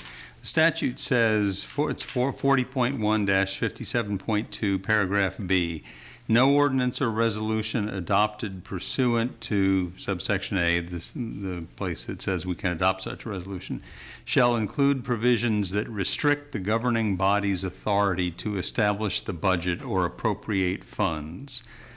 And I have interpreted that as meaning that there cannot be any piece of the agreement, including a binding arbitration clause, that says you've got a particular, or that there's no binding arbitration to figure out what the right pay level is, for example. Right. That was the advice of our counsel. Is Mr. Dillahunt, is Robin Burrows on? Do you see? I am, Mr. Rogers. Yes, Robin. During our discussions, I remember Mr. Ames specifically providing the interpretation that binding arbitration was not allowed under the Virginia Code, under the law that authorized collective bargaining. You want to speak to that? Sure. So I agree that with the language that you just read, that the law restricts the ability for binding arbitration to interfere with the right to establish the budget or appropriate funds. As has been pointed out, other Virginia localities have taken the position that allows binding arbitration in non-fiscal related matters. And so some of the Northern Virginia counties that have already passed ordinances have included some binding arbitration over non-fiscal matters as part of that. What would be a non-fiscal matter? That is a difficult line to draw. I think that you've pointed out the most clear fiscal matter is, for example, pay rates would be a fiscal matter. Benefits often touch on fiscal matters as well because there's, of course, a cost to providing benefits. Non-fiscal matters like I said, it's a tough line to draw because to some extent, everything has some fiscal cost. Nothing is free, as I'm sure that the council knows.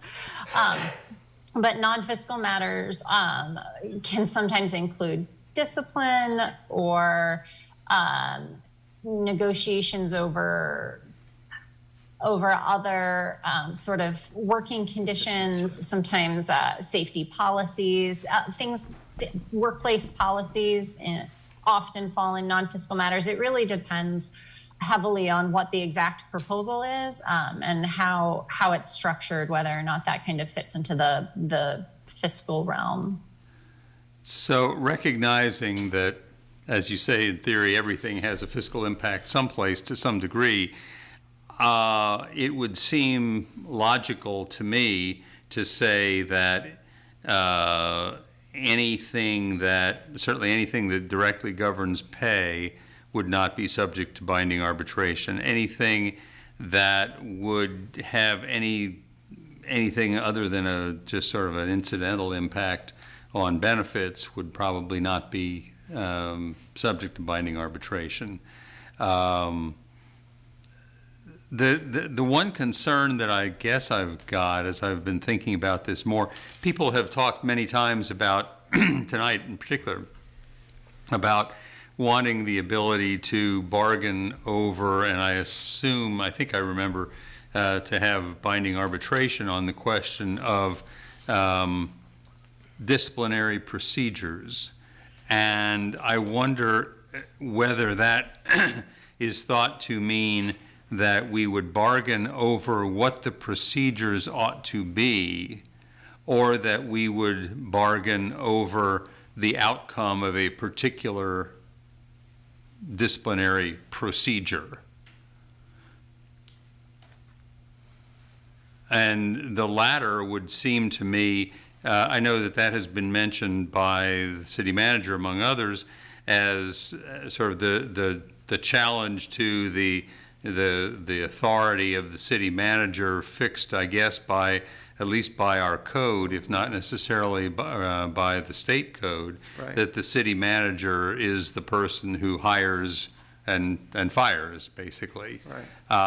And I guess the question would be whether a collective bargaining agreement could be made that would compromise that ability of the city manager to direct who gets hired and fired.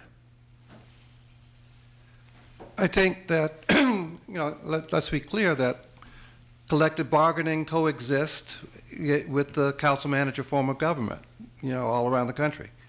The city with our current personnel rules even, the third step of the grievance process is with the appeal to the city manager. And the city manager's decision then is whether to support a department head or a ruling or not. And if the grievant disagrees with the city manager's ruling, then we have currently a personnel appeal board that it goes to, and a group of citizens appointed by council. I think that even in collective bargaining, the role of the city manager, at least from our standpoint, would certainly be at the table bargaining to preserve that position, and that the city manager is in the grievance process. It doesn't go from a department head to, some other place. It has to stop by the city manager's desk in order to recognize and preserve the city manager's role under the charter in terms of firing and hiring and disciplinary decisions. I guess the question that I'm asking is in part a theoretical question, and that is whether Section 40.1-57.2, paragraph A, trumps everything else in the code except paragraph B. And the reason it doesn't trump paragraph B is that paragraph B specifically says no ordinance or resolution adopted pursuant to subsection A shall. How do we reconcile paragraph A with the rest of the code? Do we assume that they are supposed to coexist, or that one ranks higher than the other? Asking the attorney here. I think that this is a question that we'll have to wait to find out the answer for. None of the other localities that have adopted collective bargaining that I'm aware of have tested this language so far. And it is, of course, very, very new. I'm not aware of any court cases that are interpreting it yet. I think we can all just take our best guess right now about what this would look like if it were challenged. I think that the thing that we do know right now is that this council gets a lot of latitude in how it structures the bargaining ordinance, except for the handful of things that the Virginia statute outlines as something that can't be touched. So I don't know how a court would rule regarding the question of kind of what is a fiscal issue and how does that work with binding arbitration. I think another outstanding question is how Virginia's Arbitration Act intertwines with potential binding arbitration through a collective bargaining agreement. One untested sort of aspect of this is that the Virginia Arbitration Act doesn't allow much reviewability in a court system of an arbitration decision. So for example, you're mentioning disciplinary proceedings. In a hypothetical disciplinary proceeding that goes to binding arbitration, for example, would be extremely difficult for either the city or an employee to appeal that arbitration decision up to a court. In many states, even binding arbitration is reviewable for this under the standard of arbitrary or capriciousness, that an arbitrator can't make an arbitrary or capricious decision. But Virginia's arbitration statute restricts a lot of the reviewability of these sorts of decisions. So I think that there's also a question about how that would interact with potential binding arbitration over collective bargaining issues. And we just don't know yet is the answer, because the statute is new and it's not been tested yet. Well, and the arbitration statute is relatively new also, and there are very few cases decided under it. Though what I've always understood was that the Arbitration Act that Virginia has makes it very difficult indeed to overturn an arbitration award. It lists you can vacate an award if the award was procured by corruption, fraud, or other undue means, if there's evident partiality by an arbitrator appointed as a neutral, corruption in any of the arbitrators, or misconduct. The arbitrators exceeded their powers, they refused to postpone the hearing when there was good cause to postpone it, or there was no arbitration agreement at all in the first place. In other words, there is never an opportunity for a reviewing court to say, but the arbitrator got it wrong. Agreed. And I think that there's actually case law out there that specifically says courts cannot review arbitrators' decisions for misinterpretation of the law.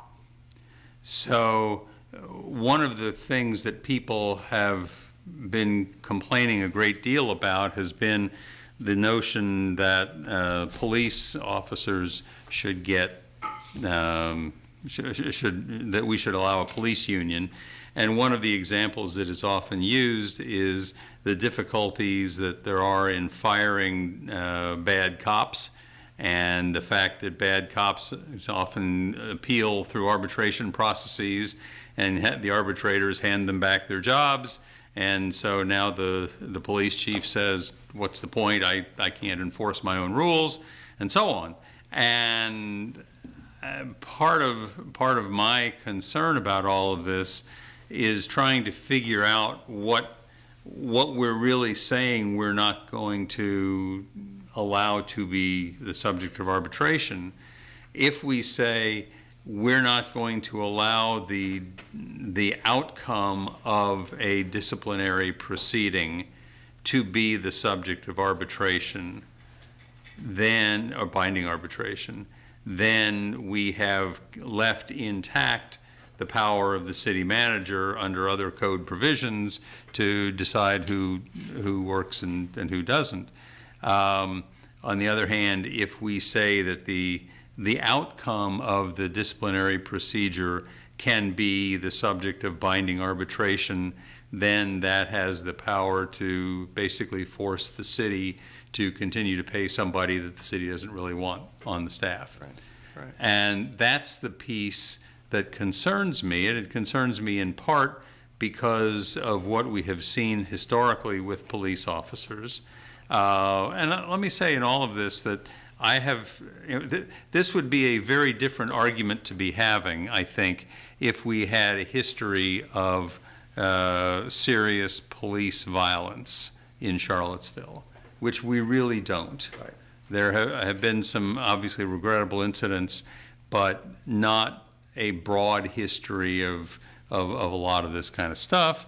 And I mention this because Jeff Fogel sent along an article from the Washington Post that had a number of links to a number of studies that I read last night that talk about the fact that historically police officers who are represented by unions are more likely to have excessive force complaints, more likely to be on the losing end of 1983 actions, that kind of thing, suggesting that it is that they come to regard their union membership as an empowering or almost an immunizing kind of a trait. And I'm trying to figure out in my own mind how to move forward. And I'll also say the other concern that I've got is that when it comes right down to it, I don't think that we have two classes of employees, police officers and everybody else. And that's in essence what this argument becomes, to say because police officers have done bad things in the past, mostly other places, we're going to treat them differently. We're not going to allow them the right to unionize. We're not going to allow them the right to collectively bargain. And I'm really bothered by the attempt to make that distinction. I think that if we were to say we're not going to have binding arbitration of the results of a disciplinary procedure, that takes away the sense of impunity that some police officers in other jurisdictions may have been feeling, that said, hey, I can go ahead and beat up whoever I want and nobody's going to be able to fire me. So I think that I have real problems with the idea that we would say that everybody else gets to have a union but not police officers. Mayor Snook, just a couple questions. I don't know if Councilor McGill, I don't think they've weighed in as well either. But, to that point, I mean, do you think those are things that cannot be addressed while still matching what other localities in Virginia have done, which would still be weaker than what has been standard for decades nationally? And on the police point, what would you make of the argument that there's a qualitative difference with the police because they have a monopoly on the use of violence and there's no other employee who could have the legal authority to kill you, combined with the fact that we, in the opposite direction, the way this is written right now, we are saying that there's two classes of employees. It's just in the other direction, where we're allowing police to unionize, but not all the other employees. Well, first of all, my understanding was that the original suggestion, I'm not going to defend the particular draft that they've presented, but let's just talk about the distinction that you're trying to draw. The fact that a police officer carries a gun, to me, doesn't change the question, doesn't change anything else about the employment relation. It doesn't mean we pay them more or less. It doesn't mean we give them certain rights or deny them certain rights. It means that they are required in doing their job to be held to a standard that emphasizes the great trust we're giving to them, and that if they are not able to comport themselves in a way that justifies that trust, then that's part of what can be considered in the discipline of a police officer. But I don't see any reason, just because they get to carry a gun, that we say, oh, okay, therefore you get no employee protections. Well, I don't think that's what we'd be saying unless we're defining. Well, you would be drawing a distinction that effectively means if you carry a gun, you don't get the same rights that other people do.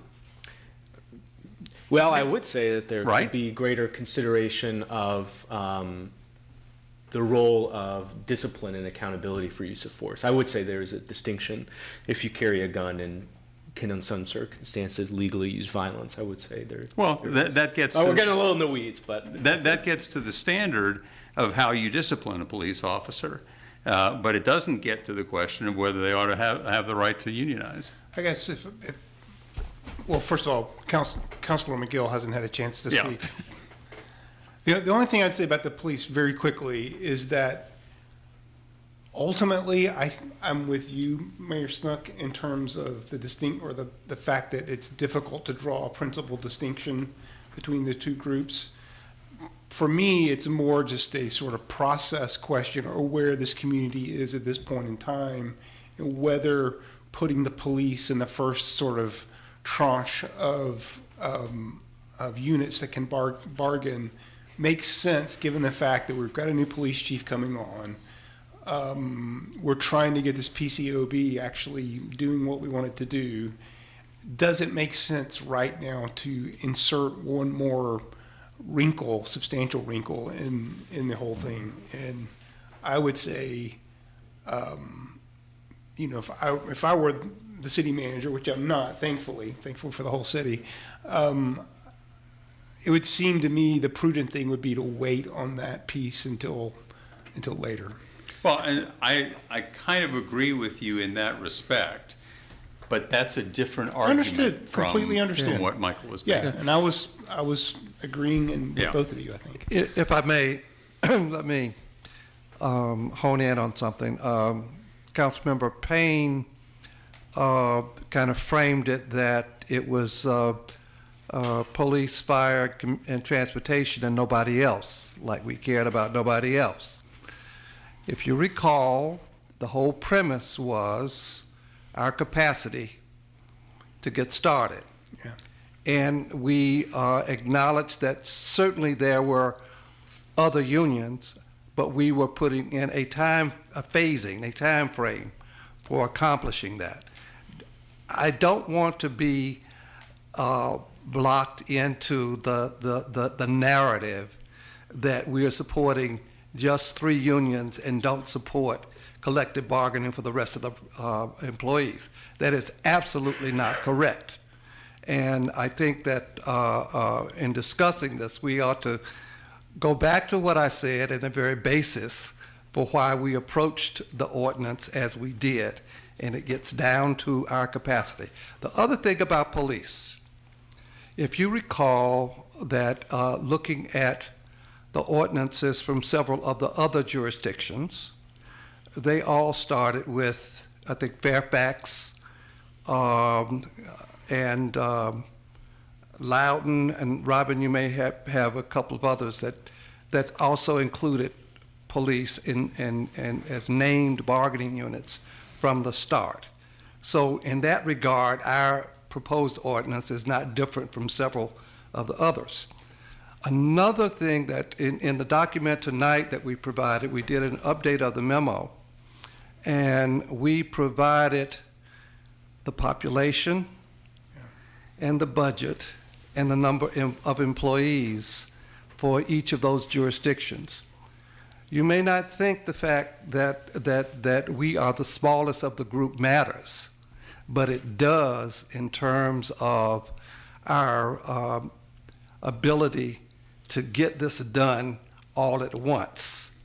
And it would not be a pretty show if we put in that position. We've got to stage this. Yeah, change management is a thing. Right. It needs to be done well, and this is a big change that we're talking about.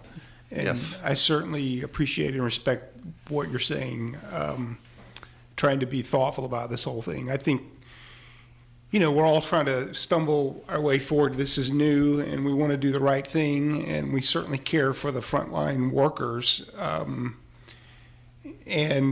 think it's, I don't know, not wanting to let the perfect be the enemy of more than the good enough, and seeing this as we will have more times, I hope, over the course of the next years as we figure this out and get better at it, to make improvements, to expand what is the scope of able to be bargained. I guess there's concern from some, and I'll look to you, Councilor Payne, in terms of if we don't sort of stake out our claim from the get-go, then we might not ever be able to revisit it. And I guess I can see the concern for that. But on the other hand, this is really a remarkable thing that in Charlottesville, Virginia, we're trying to make this happen, and we're committed to something.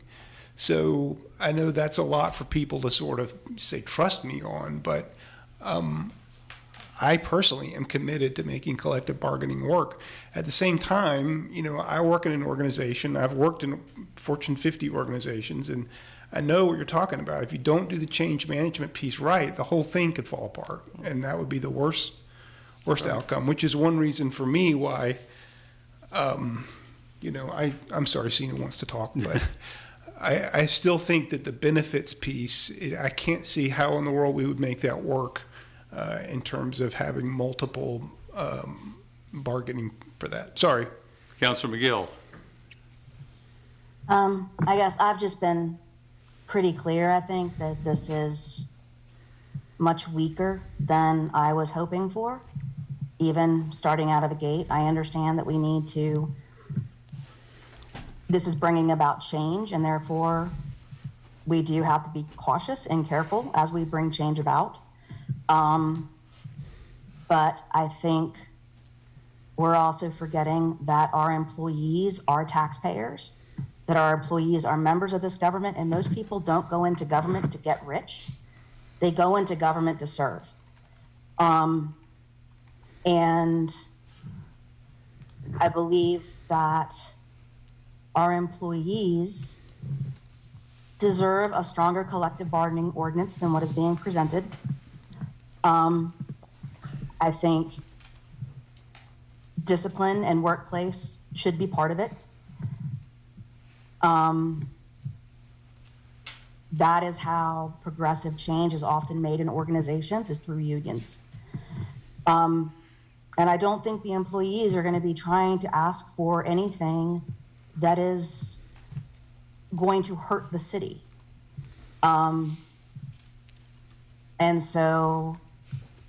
I know that it is important, especially when there's chains of command, that people feel that they have somebody who is representative of them and who has their back when something goes wrong, or when something comes up that's a rule that they don't understand and confuses them.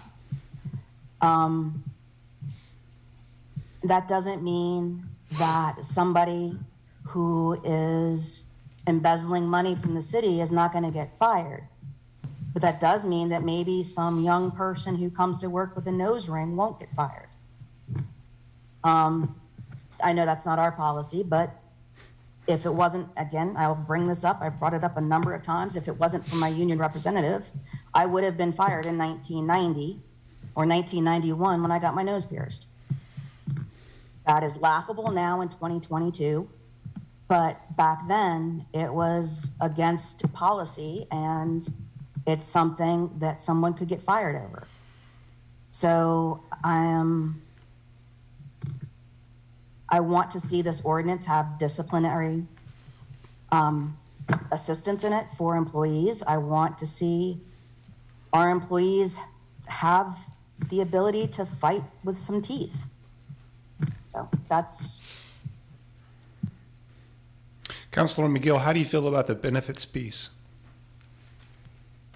I think we can work with our employees on that. I think if we bring that forward and people are understanding that, I'm not hearing anybody complain about the benefits we currently have. What everyone wants to do is be able to save the benefits down the road. And frankly, having worked in places where my benefits doubled, but my raise only went up, 10 cents, it meant that I actually lost money. So I think benefits are hand in hand with pay. Okay.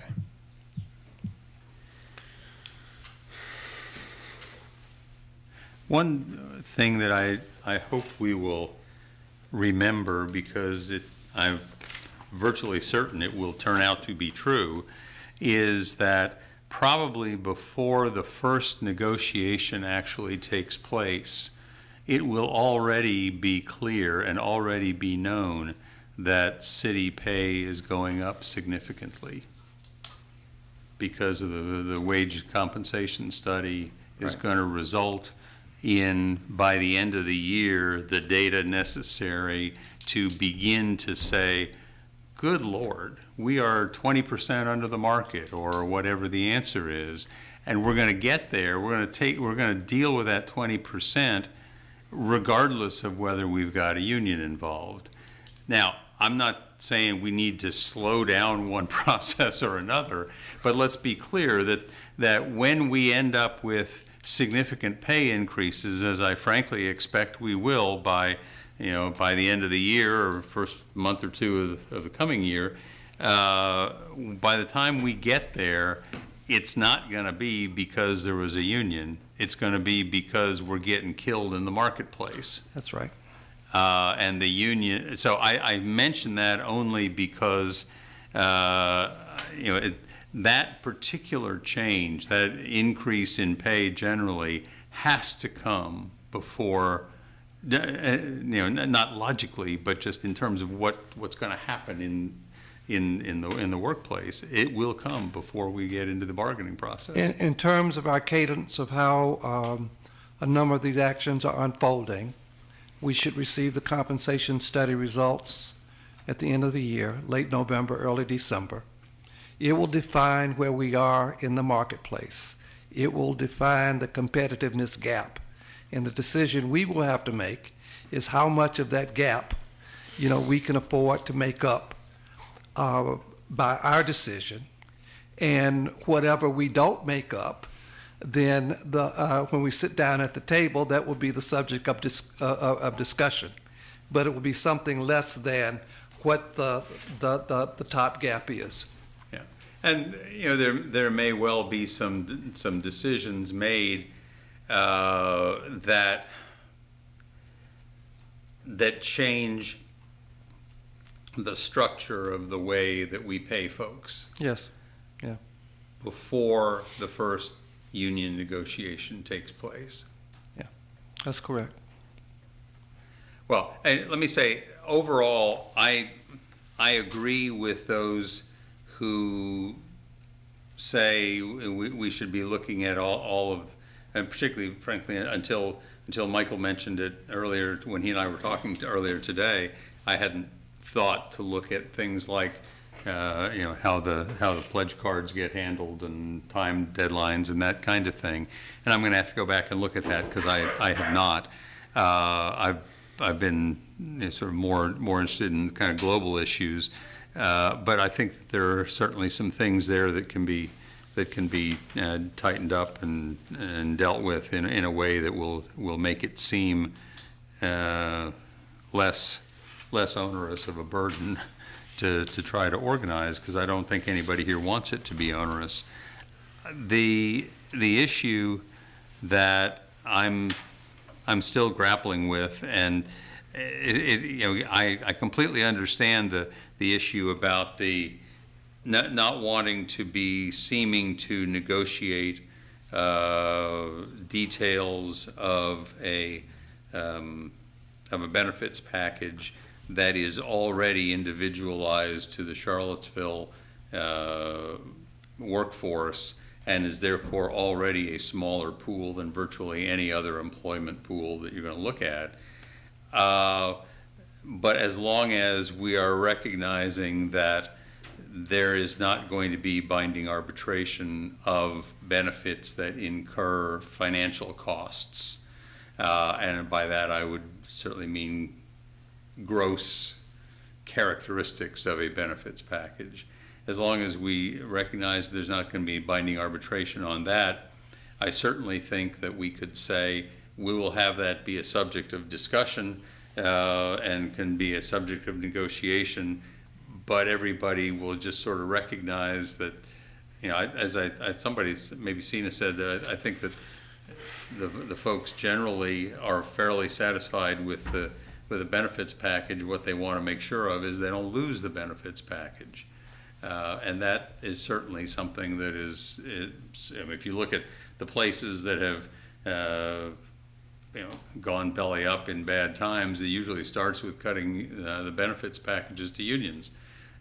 So I think that it makes sense that stays in the package of things we can talk about. Again, recognizing that changes may be very difficult to make given the small size of our workforce, But that as long as council retains the ability, which under the Virginia ordinance would seem to be, as long as council retains the ability to say, no, we're not going to be subject to binding arbitration on something like that, it remains our decision. I think that's an important piece. But as long as we keep that, let's go ahead and leave benefits in there to talk about. I don't. Yeah, I guess I would be interested in hearing more from, the HR folks about what that looks like in reality. I mean, I think it's one thing to sort of say, and I don't disagree with you, Mayor Snook, but I think organizational capability, maybe this is something we say, well, 3 or 4 years from now, we'll have the staff to be able to do this, but I envision it would be quite an effort to pull off the sort of making benefits not something that's standard across an organization of 1,000 people. Yeah. But no one's saying that would happen. And there's no binding fiscal arbitration to require that to happen. Yeah, but why posit it as a possibility if then we're not saying that you say it might not happen? Well, then why add it as an option if thinking that ultimately it won't happen anyway?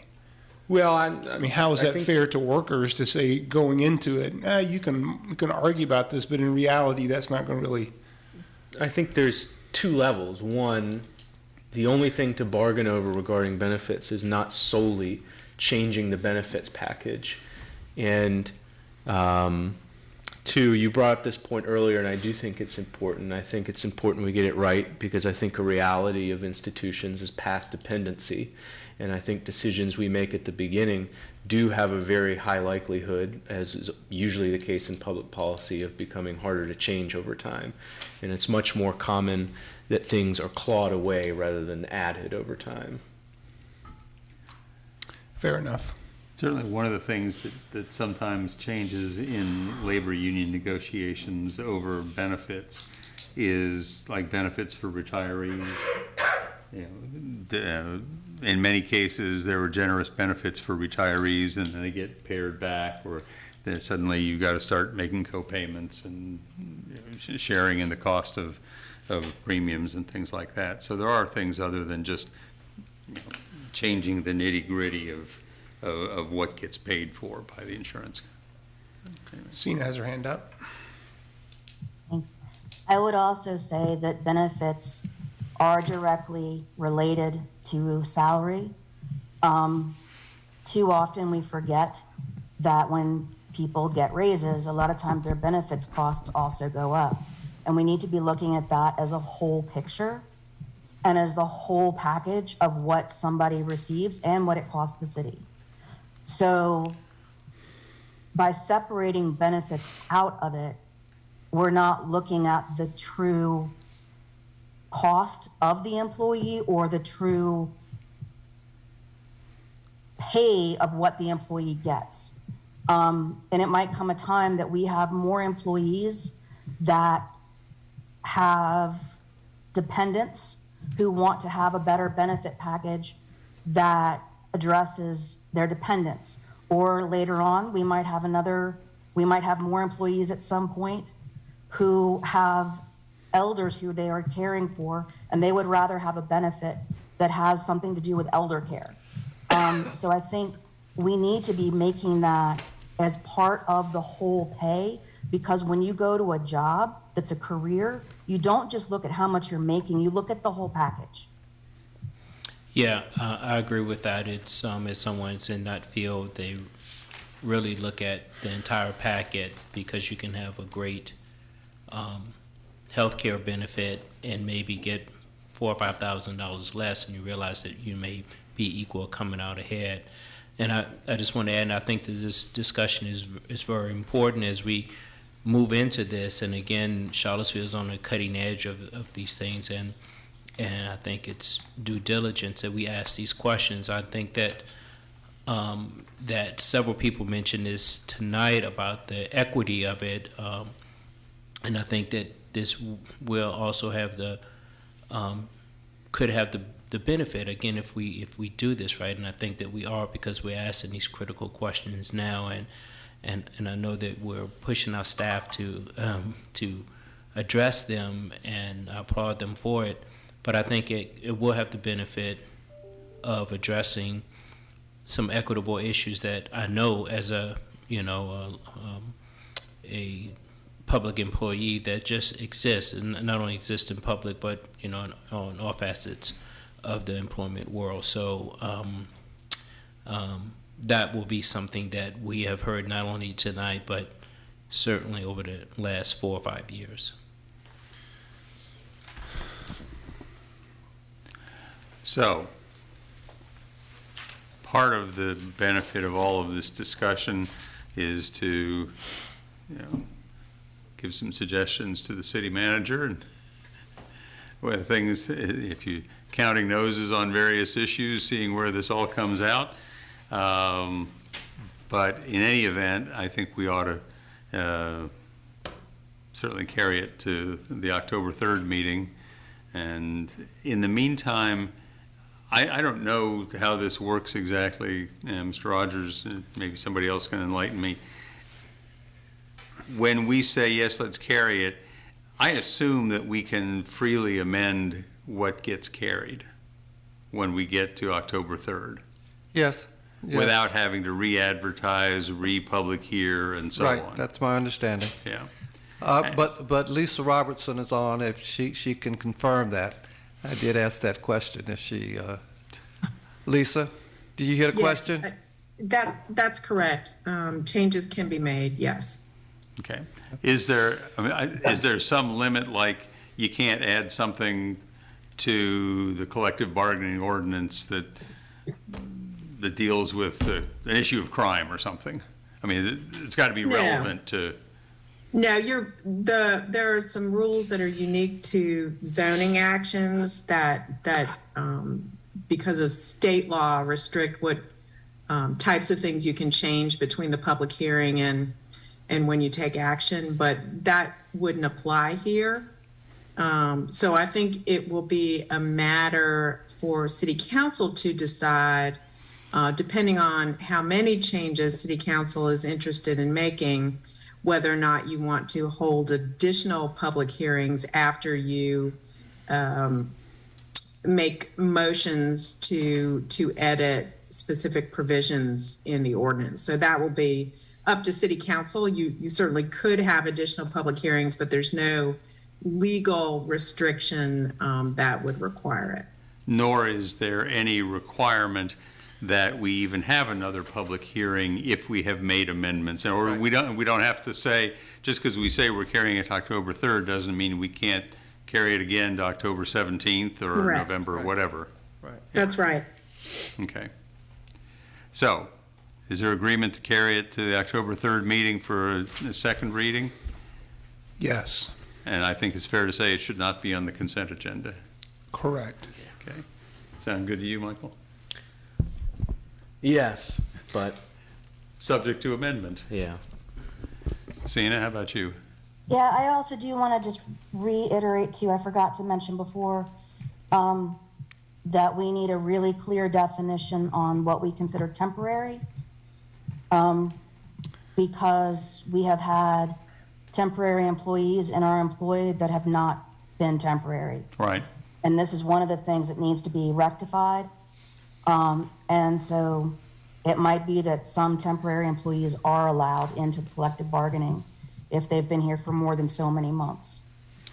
Yeah, and So one thing I'll note is that in your updated City Council agenda materials, there were some suggested amendments along those lines from the city's new HR director, and those amendments would correct the circumstances that we're now trying to remedy overall. So it's a tightening up of the definitions to reflect, who actually, is an hourly worker versus seasonal, to actually give definitions to some of the terms that we've been using incorrectly. That language, Councilmember McGill, is on page 84 of your agenda. It's in the middle of the page. Okay, which, Temporary employees means an employee who works Right. variable hours but fewer than 20 hours per week and fewer than 36 weeks a year. okay. Is that in the collective bargaining presentation, the CB ordinance? or the Yes. agenda memo? It's in the memo. It's the in the cover memo. packet. Okay, the agenda memo, Right. okay. Page 84 of the packet. I My guess packet doesn't I'm do sorry, go that. ahead. I don't have a page 84 that I can find. Okay. I guess my question is, we have talked about the seasonal and temporary employee situation for a while, and I wonder whether doing it almost in a backhand way in the process of discussing collective bargaining is really the way we ought to decide that question. I sort of feel like we ought to be having a more detailed discussion of what that's going to mean, not only in terms of this ordinance, but in terms more broadly for the city. I mean, how many employees are we talking about? What departments are they in? How many of them are in the situation of people who put 2 or 3 jobs together to get 40 hours? Yeah, that is done, that definition evolves from our new proposed personnel rules that are being worked on by the personnel director, human resource director. Ms. Hardy, are you on? You want to speak to that? I don't know if she's still on. Yeah, there she is. I am, sir. Yes, we are in the process of, specifically with the classification language, cleaning that up. So we are definitely making some updates to that and wrapping up our process with our personnel policies, Councilor McGill. So it's not the Thank you. collective And I bargaining know this ordinance is that's driving it, it's the overall consideration of what should be a definition for all employees. And that is wonderful. I am grateful for that. I know this is a pretty big issue that has been inherited. And I just, as we were looking at the collective bargaining, I just didn't want to make it worse. And so that this is kind of that time period to really sit down and rectify some of these things. And I really appreciate the work you're doing on this. Thank you. Yeah. Are those terms defined anywhere else in our code? Seasonal employee, temporary employee? Lisa, what's your thought on that? So part of the problem is that we haven't had clear definitions, but what Ms. Hardy is trying to make sure is that all of the different provisions of the code will work together. So we have the personnel regulations that are under the purview of the city manager. Then we have the sections of the code that deal with the retirement plan that, deal with, who can get retirement benefits. We want to make sure the terminology there matches up with the personnel regulations. And then as we add collective bargaining on top of those two things, part of the reason Ms. Hardy offered these amendments is very specifically to make sure that the terms we're using in a possible collective bargaining ordinance are consistent with what's in the retirement ordinance and in the personnel regulations that are being updated. So we're very conscious of this, but in terms of legal definitions, there's no concrete definition that I'm aware of, but there are best practices. And for example, it's just understood that in most normal sets of personnel regulations, a seasonal worker really only works a few weeks per year or a few months per year, such as a lifeguard during the summer or something like that. So there are commonly understood definitions that Ms. Hardy is well familiar with and brings knowledge of best practices under SHRM and her professional organizations, and that's what we're trying to work with. And then finally, there is some provision in the state code that talks about employees at will, you know, really not having a definite term associated with their employment, except for employees who might be employed for up to a year in sort of a temporary position. So there's really no standard set of personnel policies in which a temporary position goes on and on and on and on. So we're deferring to Ms. Hardy to help us work out definitions that are appropriate, but they will be very different than what we've been using. Mr. Mayor, I wonder if perhaps we could move on in the agenda, given that it's 9 o'clock. Probably a good idea. Yeah, it seems to me that what Ms. Hardy's doing is long overdue, and we're grateful that she's here to do it. And once we have basically what you're describing are a professional set of normal rules, then we can integrate that into. And I hope to have a presentation on that in the future. Honestly, what the new HR. Okay. So, I think we have agreement to carry it to October 3rd, and we'll put it on the regular agenda, the action agenda. All right. Anybody need to stand up and take a break, or you want to keep plugging along? We have at least one vote for a break. Okay. Let's see. It's about 9:01. Let's start no later than 9:10. All right. We're in recess for the moment.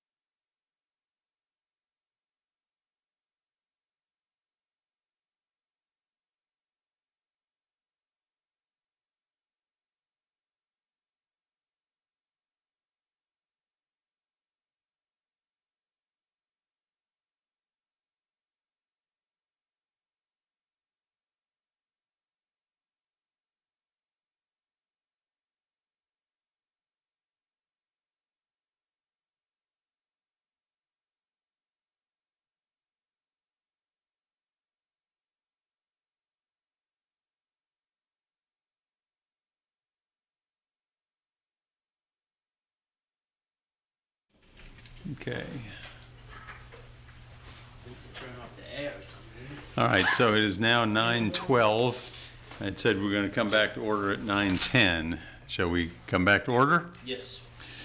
All right, coming back to order, the next item on the agenda is for consideration of ending the locally declared state of emergency for COVID-19. Ms. Robertson? Yes, good evening, everyone. So item number 11 on your agenda asks you to consider enacting a resolution that would end the locally declared state of emergency that City Council authorized the city manager to declare back in March of 2020.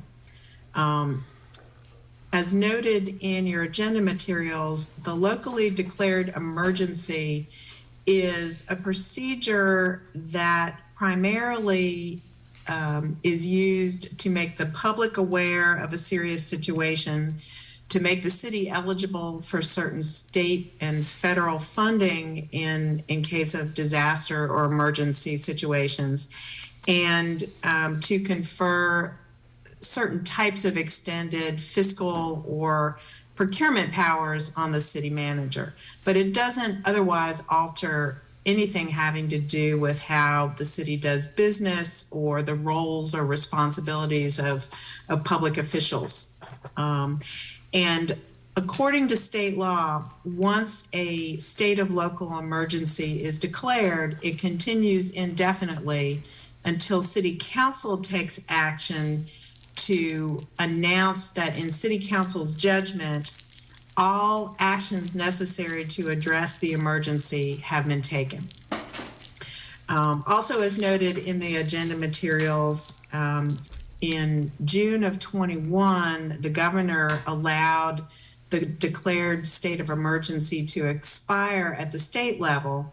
And then on March 16th of 2022, this year, the Albemarle County Board of Supervisors took action to end its own locally declared state of emergency. So Charlottesville is one of the last jurisdictions to not to have taken action to end the original declared state of emergency. If you do this, what will that mean? As I said, the declaration of emergency in and of itself didn't create any additional powers or authority.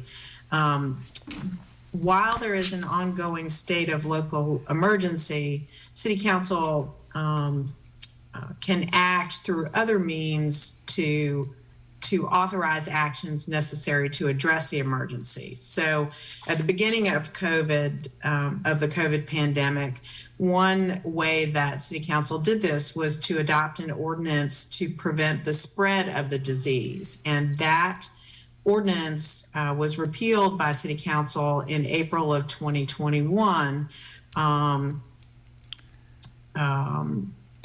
And so the last remaining ordinance that actually implemented any measures to address the emergency is what we call the Continuity of Government Ordinance. This ordinance was originally enacted in March of 2020, and it was enacted during a period of time in which the Freedom of Information Act did not make provisions for entirely virtual meetings to do business. So Charlottesville, like other localities, used the continuity of government enabling legislation to adopt provisions about how public meetings would be conducted during a time period when people couldn't safely gather together. But since that time, the General Assembly has updated the FOIA legislation, and now most of the measures that were addressed in your continuity of government ordinance, the current version of which will expire 2 days from now, September 8th. Most of the provisions for public meetings are now accommodated by updated provisions in the state's FOIA law. And so at this time, staff has not been able to identify any measures that are ongoing related to protection of the public or city employees from the spread of COVID that couldn't otherwise continue to be implemented under the updated provisions of FOIA or under City Council's general authority to manage its public spaces and to make regulations to prevent the spread of contagious diseases. So at this time, it is the recommendation of staff that City Council adopt the resolution attached to your agenda materials that would end the locally declared state of emergency, and that staff, the clerk of council, and I, as city attorney, would work together with the city manager to come up with a set of electronic meeting procedures or public meeting procedures applicable to boards and commissions that would establish sort of a uniform policy on when and how electronic meetings would be conducted going forward. Right now, anyone who would like to continue having virtual meetings can do so. We just need to get a standard set of procedures in place. And anyone who would like to have an in-person meeting can do so as long as there is appropriate space available on city premises, there's sufficient staff to support the meeting and manage necessary protocols, and that the spaces that might be available in City Hall are appropriate in terms of capacity to provide some spacing between people, special cleaning procedures, whatever is necessary to continue to attempt to prevent the spread of COVID and other infectious diseases. So the recommendation is that at this time it's appropriate for council to consider ending the locally declared state of emergency and to move on to managing meetings of boards and commissions in a more standardized, durable procedure. Thank you. Councilors, questions? So this means that the Retirement Commission will continue to be able to meet, for example, virtually going forward? They could, yes. Okay. We need to give them a procedure. FOIA allows all virtual meetings so long as they're done under a FOIA compliant administrative procedure. Yeah. So I know that I think we talked about with that particular commission moving to being back in person, and what you're describing tonight sounds like you all have thought about this and say it makes more sense to continue to allow these commissions to meet virtually. It's certainly more convenient for me, for sure, than having to get down here on a Wednesday morning for a in-person meeting. So I'm sure that there will be various boards and commissions are going to have various desires. One lasting impact of COVID, I think, is that many members of the public, while they may wish for the occasional opportunity to be present in person at a meeting, many people enjoy the ability to be able to virtually attend public meetings. And one thing we've shared with council over the last couple of years is that the greatest impact on staff resources is a meeting that is both conducted in person and virtually. So these hybrid meetings require a setup in the room that you have, and it requires some amount of staff to manage the meeting in a way that allows public participation both in the room and virtually. So it is the hybrid meetings that creates the greatest burden on staff. So one thing we need to do with a set of policies and procedures is to allow for boards and commissions to have some flexibility, but also ask them to consider, whenever possible, having a number of meetings be all virtual, particularly meetings where they will primarily be discussing things among themselves versus having a meeting at which some amount of public input is actually necessary.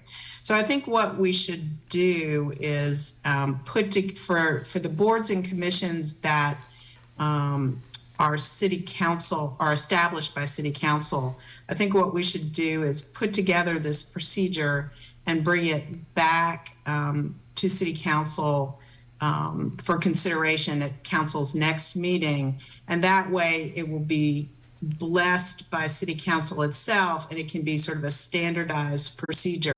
And then going forward, one of the projects that's underway in cooperation with a group of students from the law school is work on a more standardized set of bylaws that can be used by all of the city's boards and commissions. And eventually this particular procedure can be rolled into those as well. Excellent.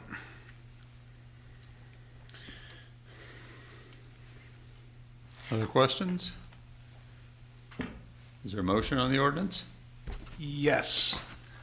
I move the resolution ending the local emergency declared by the city manager on March 12, 2020 in response to the coronavirus 2019. Is there a second? Second. Any discussion? Ms. Thomas, take the vote. Councillor McGill? Yes. Councillor Payne? Yes. Councillor Pinkston? Yes. Mayor Smook? Yes. Vice Mayor Wade? Yes. Motion passes 5-0. And let me say that this has been one of those issues for the last 2.5 years that we have every 6 months had to revisit and re-agonize over, and I am glad that we have gotten to a point where we don't have to agonize over it anymore. And I hope that it doesn't come back and make us re-agonize over it anymore. And thank you to Ms. Robertson and others for their conscientious attention to these little details. Our next resolution, endorsing the application of the Albemarle Charlottesville Regional Jail Authority for Community-Based Corrections Plan Needs Assessment and Planning Study. Colonel Coomer, good to see you again. It's been so long. Yes. Yes, tonight I believe I'm item 12 on the agenda, and the resolution is in the packets. It's also in the public packet. I'm here tonight to ask the board to approve the resolution. The resolution essentially states to the Board of Local and Regional Jails that the 3 member jurisdictions are formally requesting that they consider our community-based corrections plan, and if approved, that they provide 25% reimbursement for eligible cost. I want to be clear, this does not bind the city or any of the member jurisdictions to fully fund the project. This is merely a formality in the community-based corrections plan process that states that if we want to seek the 25% reimbursement, we have to formally request it. And if we don't, we have to pay for it ourselves. That is correct. If we do not seek the 25% reimbursement, however, when we decide to continue with the project, we will not receive any state funding, and we will be required to shoulder the full cost of the renovation and expansion. Are there any clarifying questions, Colonel Coomer? I think it was in the presentation, but what are the specific decision points after this that would come before council? Is it just one decision point in front of council over the total funding amount, or are there other decision points? That is correct. If, assuming everything stays on schedule, and to be honest, right now things are actually behind schedule with the Board of Local and Regional Jails. They haven't had a quorum for the last couple of meetings to actually take up any business matters, but I believe that's been settled. So over the next few months, they will put under advisement and look at our application we submitted back in June. And we hope by December or early of next year, they'll have made a decision to approve the 25% reimbursement. And if they do, and when they do, I will come back at the next available meeting to ask the city council to fully fund the project at that time. our portion of the project. That is correct. Yes, thank you very much. And your portion of the project will be based on the percentage of inmates you have inside of the facility at that time. And it will vary year by year. It will go up or down based on the percentage of your population. Was our portion, assuming there was the 25% from the state, around 5 million? That is correct. The assumptions we presented previously, or actually this afternoon, were based on the assumption it's a 20-year bond at a 4% interest rate, and assuming that we receive a 25% reimbursement. The total cost is $49 million minus the estimated $12 million in reimbursable cost, and then the $36 million spread up over the 3 jurisdictions based on their population.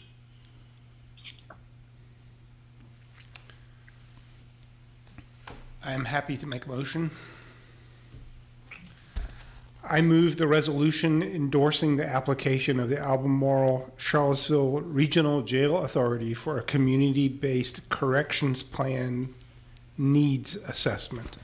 Is there a second? Second. So it's on the floor. One point I think we need to make is that the decision about whether a mentally ill person goes to jail is not the jailer's decision. It is a judge's decision, or it is a prosecutor's decision to ask for it, but ultimately it's a judge's decision. And a lot of the critics that we've heard from by email and today on public community matters, a lot of the critics forget that it is not up to the jail or to the city council to decide that we're going to imprison people with mental illness. It is, frankly, in most cases, the product of judges having in some cases, judges having no good choice of how they want to deal with somebody. In some cases, it's a problem that there is no other way to protect society from someone who is mentally ill, because we have no way to compel them to receive treatment when they're on the outside. And I've just been thinking about this in particular because I've got a client I'm going to court with tomorrow who's in exactly that situation. Mental illness, will not take his medication when he's out and keeps committing crimes, and we have no way of forcing him, or at least the civil authorities have not yet figured out a way to force him to take any medication, and thereby to keep him from being a danger. And I do mean a danger, attacking people. There are some situations like that where people like that, where we don't have a good alternative, and I don't like it. The prosecutor doesn't like it. We just don't know what else to do. So there are, the point that I'm making, though, is that that's not ultimately a decision that anybody at the jail makes. It's not a decision that we on city council make. It's a decision that's made by prosecutors and judges and others. And I think the only thing we can do is to make sure that if they are going to require that somebody with a mental illness be locked up, that we at least are trying our best to have some way of getting those people at least some help. It may not work very often, and it probably doesn't work very often. Yeah, and to be clear, this jail needs the investment, just in terms of its infrastructure. Right. So this is definitely needed and humane to invest in the infrastructure of this building to make sure that it can house people such that they are able to eventually be readmitted into our community. And I guess the way I'm thinking about it, which is maybe wrong, and I'm open to discussion, feedback with the community, but one, this vote tonight is not the binding final vote on the full project and the full cost of the project. In fact, if we didn't do this, it sounded like you all are already submitting this on your own to the state. And I guess how I'm thinking of it is the emails we've gotten from the community, I think, raise a very true point that the number one provider of mental health services in Virginia across the state is jails. And that's a sign of a completely broken, dysfunctional system, what has chosen not to invest in mental health care services. And how I'm thinking of it, and again, maybe I'm wrong, is the amount of money we're spending is $5 million.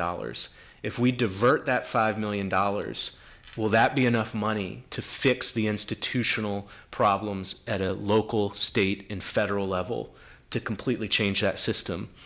And to me, I just don't see how that is. And that means that people are still going to end up in this jail completely outside of our control. And it means, do we have any level of mental health care services, any level of education and training, or do we have the current conditions where there's very little to none of that, along with non-functioning AC systems create mold and respiratory problems, acknowledging, which I think is a tragic fact, that our state and federal government, and to an extent where we pitch in, we ourselves are also not doing quite as much as we need to on mental health services. But those structural failures are what they are, and $5 million is not enough to transform that system, even though I hear the frustration from the community of the fact that we have such a broken mental health care system, which I'm sure is not going to be satisfactory to most people, but is the way, if I'm being honest, I'm looking and thinking about it. That makes a lot of sense. Thank you for articulating that. Okay, so Mayor, may I? Sure. I do want to remind the public and the council that 75% of the 36 million that the localities will be responsible for have nothing to do with those 40 beds we've been discussing. Right. $28 million will go towards the rest of that facility. Only $8 million, and of that, 2.6 million will be responsible of the city that will go towards that mental health unit. So for $2.6 million spread out over 20 years, it's $150,000 a year. That is one clinician in the community. Yep. Okay, any other discussion? No. Ms. Thomas, take a vote. Is Sina there? Is she hearing us? Oh, I'm here. Okay. did you have anything you wanted to add, Sina? No, I'm good. Okay. Yes. Counselor Payne? Yes. Counselor Pinkston? Yes. Mayor Snook? Yes. Vice Mayor Wade? Yes.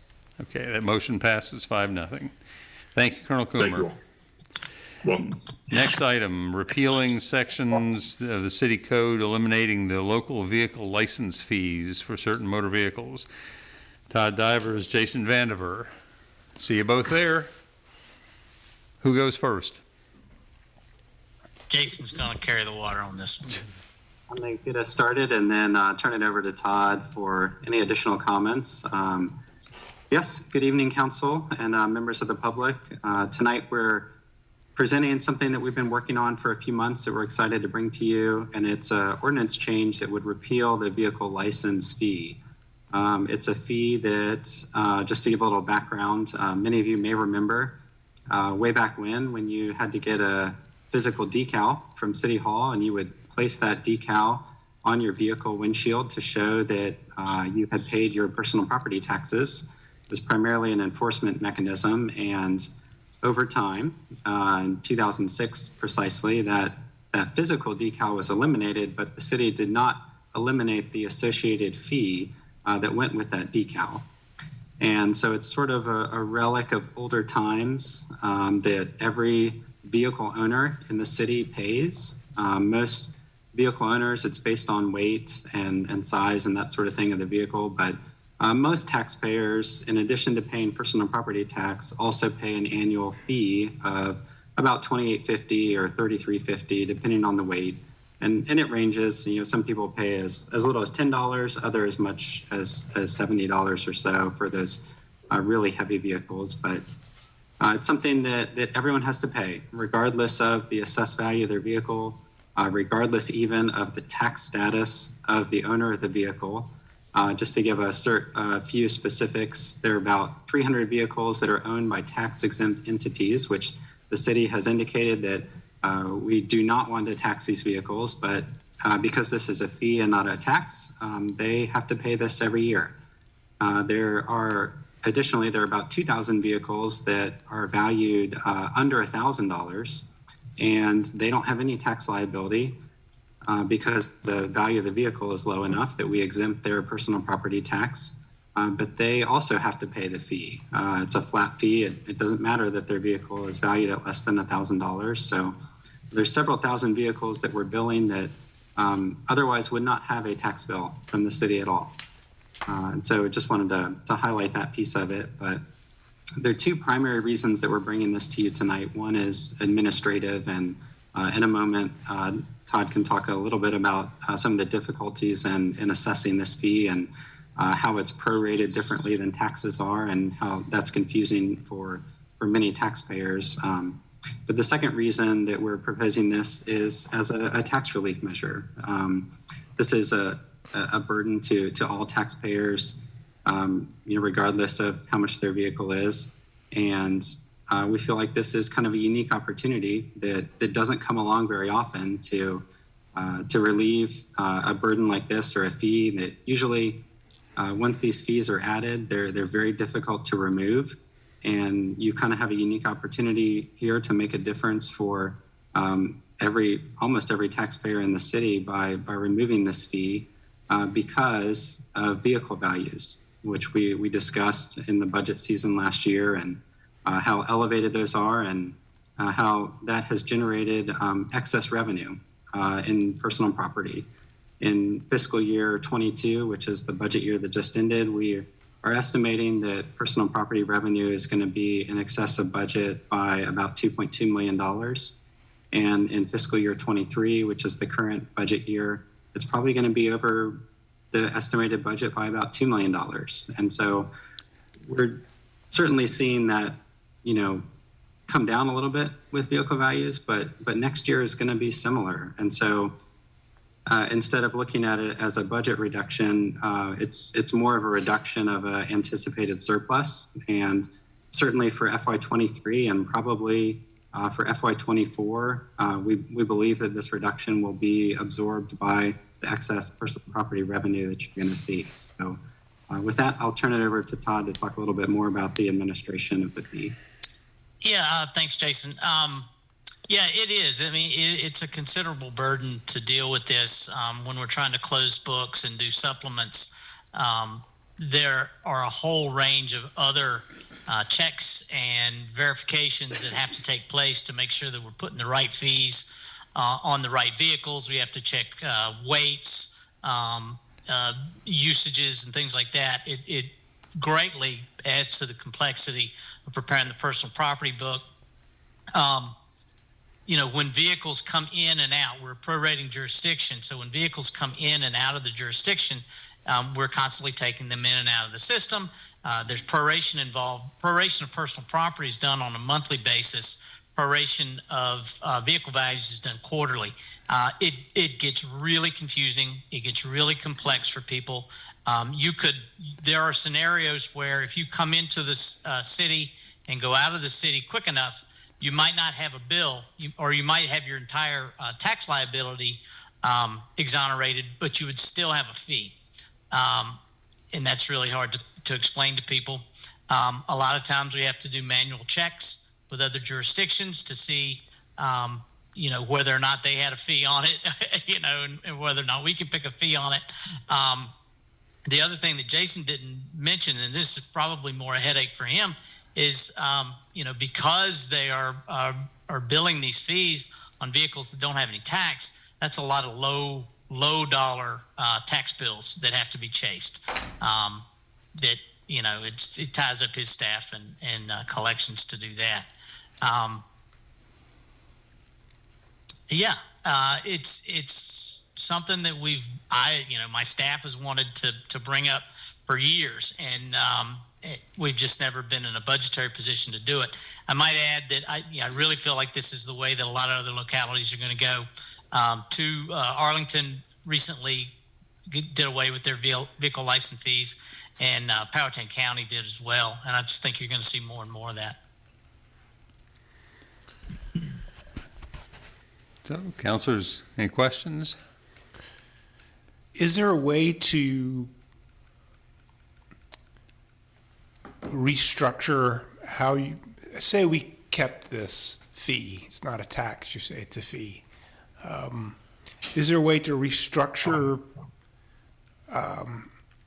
how the ordinance or whatever is written such that you could kind of carve off, like when you mentioned Mr. Divers, people coming in and out of the jurisdiction, and Mr. Vandiver, you mentioned like people with really low valuations, like $1,000 or less or whatever, or tax exempt. Is there a way to, could we keep sort of the bulk of I'm assuming that like what you're talking about probably impacts, I don't know, 10 or 15% or 20% of the total sort of volume of things you have to deal with, and yet probably takes up, 50% of your time in having to deal with it. Is there a way to restructure this such that, the bulk of the sort of fee stays in place for most people, and yet the sort of pieces on the edges that cause the most frustration and time for y'all, for us to modify that? I mean, the vehicle license fee is sort of based off of the state's, the DMV license fee. So the rates, or I guess the fee structure, is not set by us. I think we might have some, there may be some flexibility on when and how we prorate it. But then again, if we do that, we're going to have to go into our tax system, and that'll be a change order, and we'll have to reconfigure that to do it. So, everything, there's going to be a cost. Any kind of change you do, there's going to be something new that you're going to have to deal with. I don't believe you're going to be able to exempt certain vehicles from the fee. I mean, it's just, it applies to everything. So short answer, I don't think so. So the origin of this, could you say a little more about the origin of this fee and why it sounds like you think it's like vestigial at this point? Jason, you want to take that one, or you want me to take a crack at it? Yeah, I think it was primarily an enforcement mechanism to make sure that taxes were paid on a vehicle. So it was a visual indicator to a police officer, for example, that if they saw a vehicle that was parked on a street or driving down the street that didn't have the Charlottesville decal on it, that they would know that vehicle was out of compliance, and you could receive a ticket for it. And so that's the origin of it. The state code allows us to charge up to the amount that the state charges for, having a license plate on your vehicle. So, you've got a state fee that you're paying, and you have a local fee that you're paying, and it just gets kind of complicated and doesn't really serve the purpose that it was intended to, and it was, originally allowed in the state code. Right. And the revenue that would be lost, as it were, the net is, I think you said 900,000? Yes, sir. Okay. One question. Why is this in front of us tonight? In other words, what is the deadline by which, if City Council does not make a decision, the next fiscal year's round of these registration fees would have to go out? We want it done by January. I don't guess we'd have to have it done by January because the book is not prepared until later. But the tax year is a calendar year, and so that's kind of why we're looking at it that way, rather than a fiscal year. Yeah, because I'm of two minds about it, but my concern is this is $900,000, about the equivalent of a 1 cent change in the real estate tax rate, which last budget cycle we hemmed and hawed over for months, and there was much controversy about. And And my concern is we're making a revenue decision this significant completely off budget cycle, because I could potentially be open to it and see how it makes complete sense if we say, oh, we're going to increase a more progressive tax by that equivalent. Or, oh, we've decided exactly what we're not going to spend money on and we've agreed on that. But outside of that, it's just really hard for me to see how this is a prudent fiscal decision on our part when we haven't attached it to that. I know that's not the politically expedient thing for me to say, but that's sort of what I feel mistake we're making in this approach and timeline on it.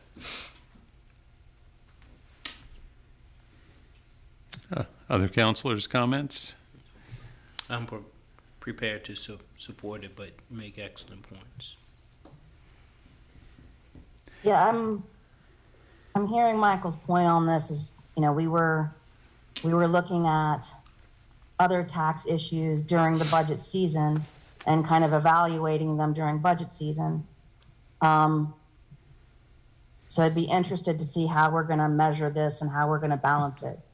Because I do lean towards it being the most regressive tax that I can figure out that we have. Or at least one of the most regressive taxes we have that we utilize. I'm definitely in favor of seeing how we could change it out with a more progressive taxation. Yeah, at this point, I'm not going to vote for it, so, personally. So I'm prepared to, if everyone's finished, I'm prepared to make a motion to support repealing section 15-36 through 15 of the city of Charlottesville through section 15-38 of the Charlottesville City Code to eliminate local vehicle license fees for certain motor vehicles, trailers, and semi-trailers. Is there a second? Well, I will second the motion, and I will say the reason, as I've said before, this is the most regressive tax that we've got. It is the only tax that applies with equal force to a $100,000 BMW and to a $500 clunker. In some cases, it is a tax that is really quite inconvenient to have to try to collect. As I look through the information that was furnished to us, it looks like there are only about 15 places in the state of Virginia that do it this way. And we are one of those 15 at the moment. So I think that it's a tax, it's a fee that we ought to get rid of, and I support getting rid of it. And if it means that come budget season, we have to make some other trade-offs, so be it.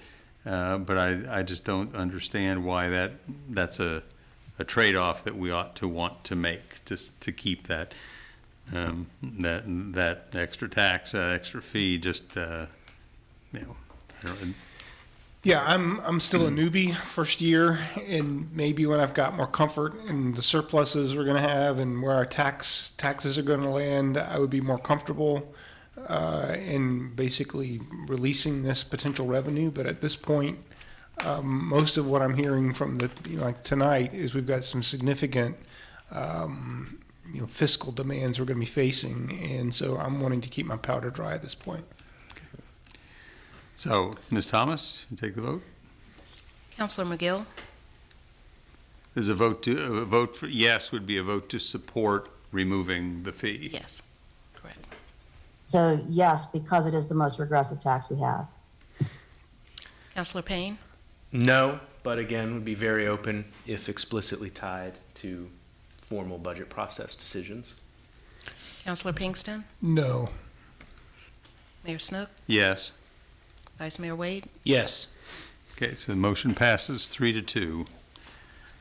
Thank you, Mr. Vandiver. Thank you, Mr. Divers. Thank you all. Have a good night.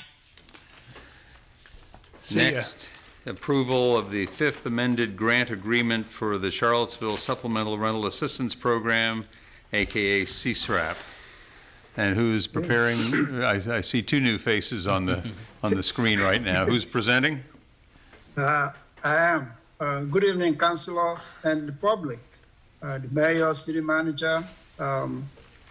This is a supplemental rental assistance program that the city initiated in 2017-18.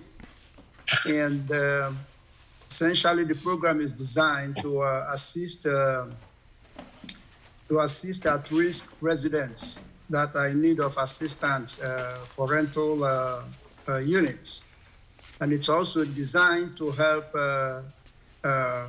enhance self-sufficiency. In other words, some folks that may choose or elect to attend the junior college, Piedmont Community College, they can benefit from this program. And also to support the homeless population. This is the Fifth Amendment, like the mayor indicated. And at this point, the city has spent a total of $5.2 million over the last several years in terms of implementing this program. And currently, we have $1.8 million balance in the program and $292,000. It's in reserve just in case the program terminates. And then there will be extra funding, to provide a cushion for the beneficiaries for at least 3 months. And currently, in terms of recipients, 56% of those benefiting from the program in this past fiscal year are in the city, and about 43 or 44% are in the county. So the number of folks benefiting from the program are now increasing in the county compared in the past few years. Initially, it was about a third in the county and 2/3 in the city. And now it's almost getting closer to 50-50. I thought the city council needs to know that the number of people who are benefiting from the program right now in the county is increasing. And Mr. John Sells, the executive director of CRHA, has proposed some changes. He's going to outline a couple of those. Some of those are already in the document, in the agreement. And however, there are a couple that I would like for him to point out. He's here with one of his staff, Ms. Knight, and they're going to be providing an overview of the program and some performance milestones they have attained in terms of implementing the program. There is a resolution in the packets. So after presentation by CRHA, the council can consider the motion and take action to approve or not approve. With that, I'll turn it over to Mr. Sells. Thank you so much, Alex. And yes, I do have Ms. Consuela Knight on tonight. She is the HCV program manager and also the CSRAP program manager. And Mr. David Dillenhall, can you put the presentation on the screen, please?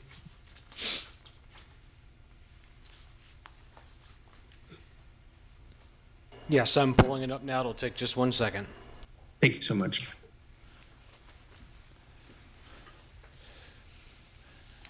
While we're waiting, I should note that Alex has recently had the title of interim dropped from his official title. He is now the director of the Office of Community Solutions. And so congratulations, Alex. Thank you, Mr. Mayor. Congratulations, Alex. I didn't notice that today when we emailed. Does he look different? All right, Ms. Knight, are you prepared to start? Yes, I want to state good evening to everyone, the mayor, vice mayor, and all city council members and the public. I do want to start, I'm unable to do the video, but I'm going to go ahead and proceed with the slides. If you can go to the next slide. Charlottesville Supplemental Rental Assistance Program, known as CSRAP. Can you hear me? Yes, we can. Yes. Okay. If you can go to the next slide. There we go. Okay, so our community partners is TJAC and the Haven. That is the main component with the COC for the city of Charlottesville. And we connect with them regarding the homeless providers to if any family in the city of Charlottesville or Albemarle County, they are the main contacts to assist with families that needed services. Next slide, please.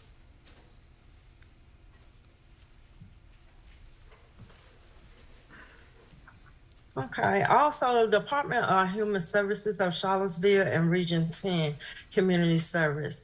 They are in connection with the COC also, because basically with the referrals, if they are homeless, we do associate with them regarding getting referrals to assist families under the C-SCRAP program. Next slide, please.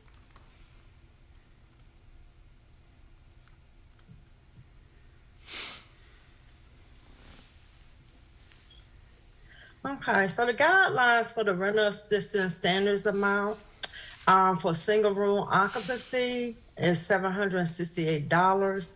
Efficiency is mainly the bedroom and the kitchen area is all combined. So that is considered efficiency. That is $1,075. One bedroom, which consists of a wall separating the unit with the kitchen is $1,116. Two bedrooms is $1,327. Three bedroom right now is $1,651. Four bedroom $2,056, and five bedroom $2,366. Next slide, please.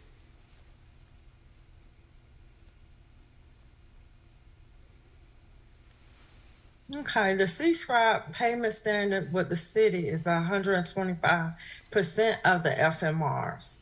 So the efficiency will increase to $1,280. One bedroom, $1,329. Two bedroom, $1,580. Three bedroom, $1,965. Four bedroom, $2,449. Five bedroom, $2,816. Next slide, please.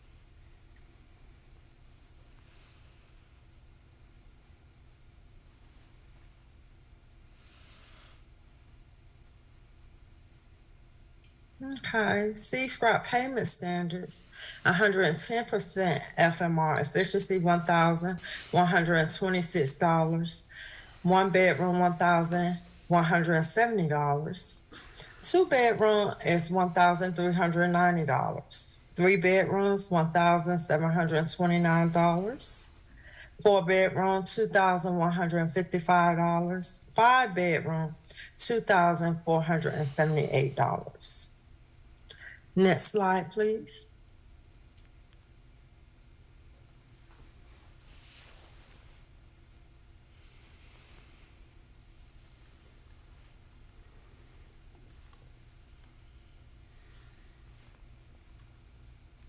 Okay.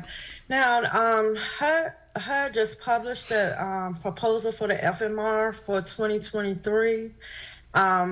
This is the standard FMRs for our area. So it was a 10% increase due to HUD knows that the rents across the nation has been increasing. So they just published it September 1st. So the current FMR for single room occupancy is $874. Efficiency $1,165. One bedroom $1,172. 2-bedroom is $1,401. 3-bedrooms is $1,742. 4-bedroom, $2,159, and 5-bedroom, $2,483. Next slide, please.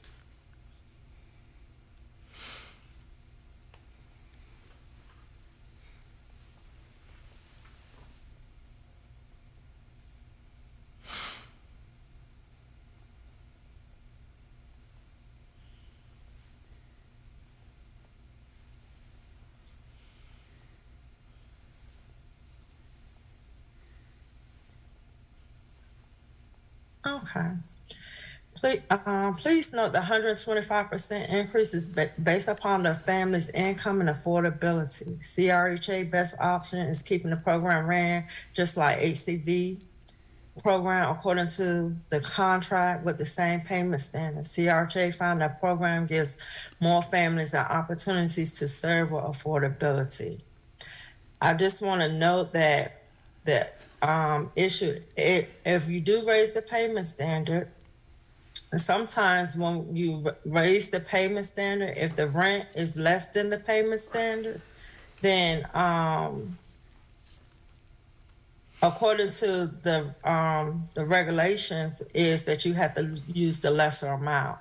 So that's sometimes that the situation with the family due to the unit that they chose is less than the payment standard.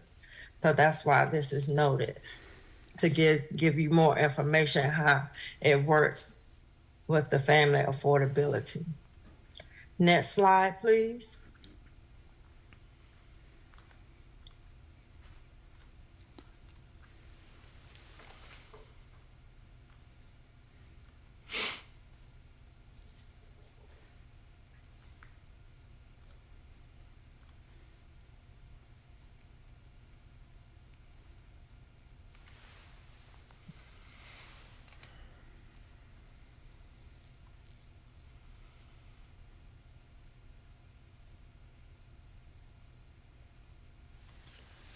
Okay, this information is collected from the annual recertification or relocation process. If any family is receiving services from us, and we have to report this information quarterly to the city of Charlottesville. So as of the last reporting quarter, 0 income families, we only have three 0 income families out of 62. The ones that's 30% of their income is 50. 50% of their income is 9. Next slide, please.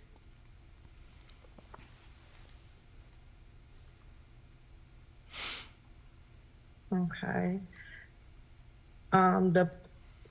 The next one is discussing the participants by locality. So I want to let you know how many residents is receiving services in the city. 35 families are receiving services in the city, and 27 families are receiving services in the county. So it's a total of 62 families that we're currently serving. Next slide, please. Next slide. Okay, so the next slide is previously, can you go back one slide? I'm sorry. Previously homeless participants. CHIP is 3 families. CRHA Housing Trust voucher waiting list was 1. DSS was 6. DSS self-sufficiency program was 2. Haven and Human Rights is 7. And TJAC was 10. So it was a grand total of 29 families that was previously homeless that is receiving services. Next slide, please.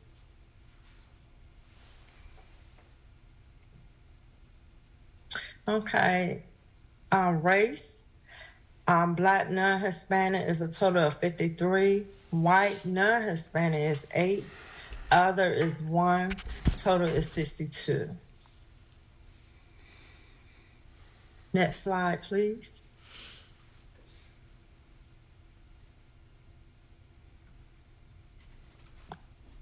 Okay, partnerships. CRHA currently have 30 families on the current waiting list. CRHA has executed an MOU with Blue Ridge Coalition to refer 15 families every other month, but this contingent based upon funding. Within the past year, several families had transitioned from C-SCRAP to the Housing Choice Voucher Program. The goal of C-SCRAP is transitional assistance from the city of Charlottesville. Next slide, please.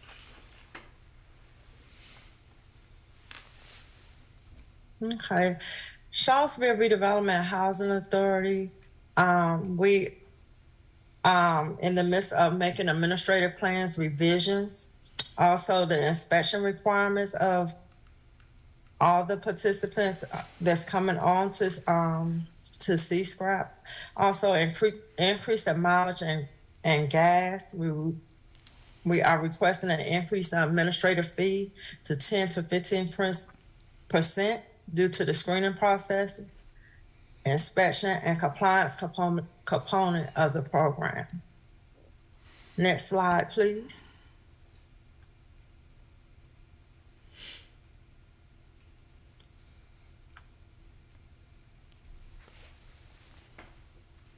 The next slide is identifying what we spent for the last quarter and the last quarter of last year of 2021, which consists of October, November, December.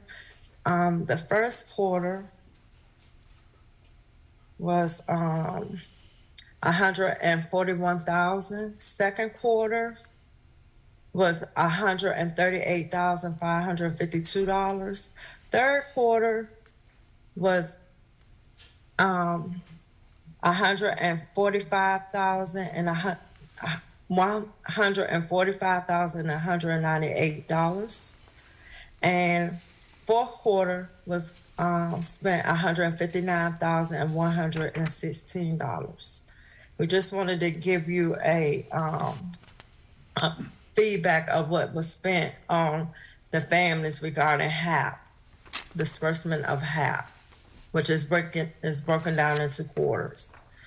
Next slide.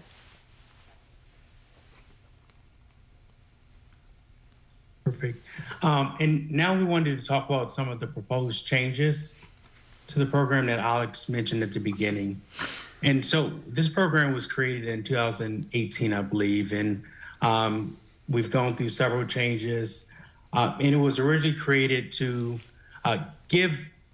put a gap in between housing assistance from individuals that are falling in the middle, waiting on wait lists for several years to get housing assistance, and also assist families that are going into a self-sufficiency program so their rent is capped while they're looking for opportunities to make themselves more valuable to the workforce. So going through training programs where they may receive pay or may not, but now they have the ability to take advantage of those training opportunities because they have a form of rental assistance that is assisting them. And so the Housing Choice Voucher Program has improved the number of families we're serving, the amount of money we've received to serve those families, the number of programs we've added. We've added the Mainstream program, which created 40 additional vouchers. We received EHV vouchers, emergency housing vouchers for individuals that are homeless. We've received, I think maybe a week or two ago, 6 additional vouchers. That was also through CARES Act. But on top of that, we've also received about $600,000 in additional funding from the federal government to expand that program. And so we opened up the wait list in March of 2021. We had 1,100 families on that wait list. We are now down to, I believe, about 600 families, approximately 600 families. So in a year, we've put a big dent in that wait list, going through families and putting vouchers on the street. And so the individuals waiting on a wait list for years and years has that tremendously slowed down because we've been able to expand the program. We've improved the efficiency of the program. We brought new dollars to the program, and we spent dollars that were going to get taken away by HUD if we did not spend them when we first got here in like 2020. And so the program is getting better, and so its need to assist the families that are on HCV program are also starting to dwindle. And so one of the recommendations that we have, and this was also suggested by HUD, because these two programs are competing against each other. And so when a family gets a HCV voucher and a family has a SysRAP voucher, they're competing for a scarce amount of units. And HUD has this big program that funds us multiple millions of dollars a year. And so they would like their program to be ran separately from the city program. And so in the agreement, it calls for the SysRAP program to use the HCV wait list. And they don't want that to happen. Number one, it duplicates the amount of administrative work we have to do for one unit. So if a family leases up with a SysRAP voucher, let's say we pick the first family on the wait list, well, we're going through our wait list and putting out vouchers, putting out 30 to 45 vouchers a month out on the street. So it's a very high likelihood that we'll grab that family again and have to go through the same process that takes months. And so that same family that went through the inspection process, the HAP contract, the lease signing, they then have to go through that entire process again, qualifications for the NICS program. And it's the same amount of work my staff has to do with a very small staff. And so I would like to see that this program run on its own wait list. And I think we can do that with assisting the referrals from our community partners, DSS, TJAC, The Haven, Network to Work, and CRHA is getting a family self-sufficiency program. We're putting in an application to get federal funding. Now that we're exited out of trouble status, we can apply for some of these things. And so that's one of the things that we're applying for. And so I think this program can run without depending on the HCV program. And I think we can provide a better service that way as well. And then the other thing that's probably a significant change is changing the language around the family self-sufficiency program. Currently, it says we will provide assistance for a minimum of 40 families that are in the family self-sufficiency program. I would like to see that language change to a maximum. When we say a minimum, we're depending on multiple other organizations to not only refer families, but then those families to be successful with leasing up a unit.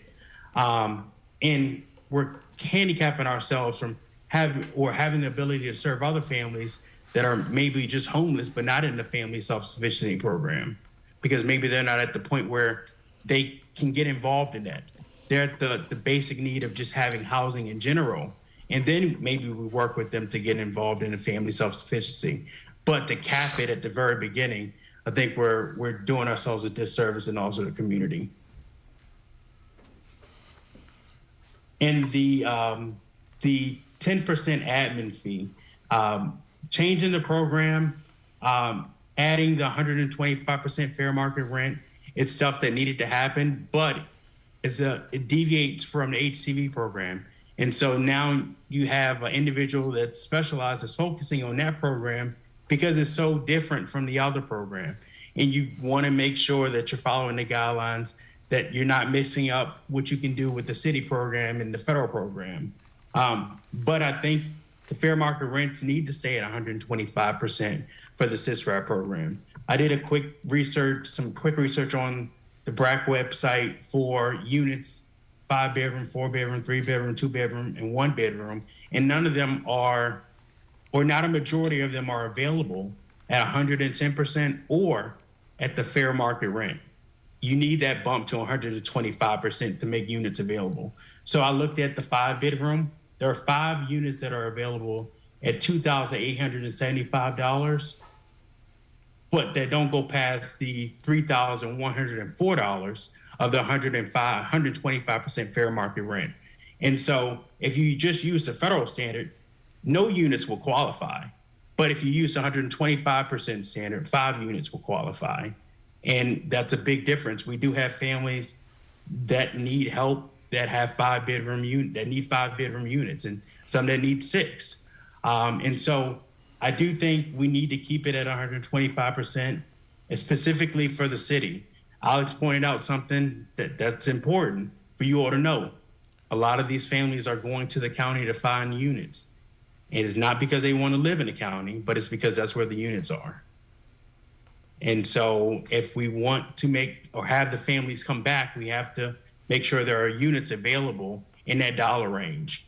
And so I think 125% is fair for the city, and I think keeping it at 110% for the county is also fair. There have been some suggestions to 150% fair market rent. I don't suggest we go that route.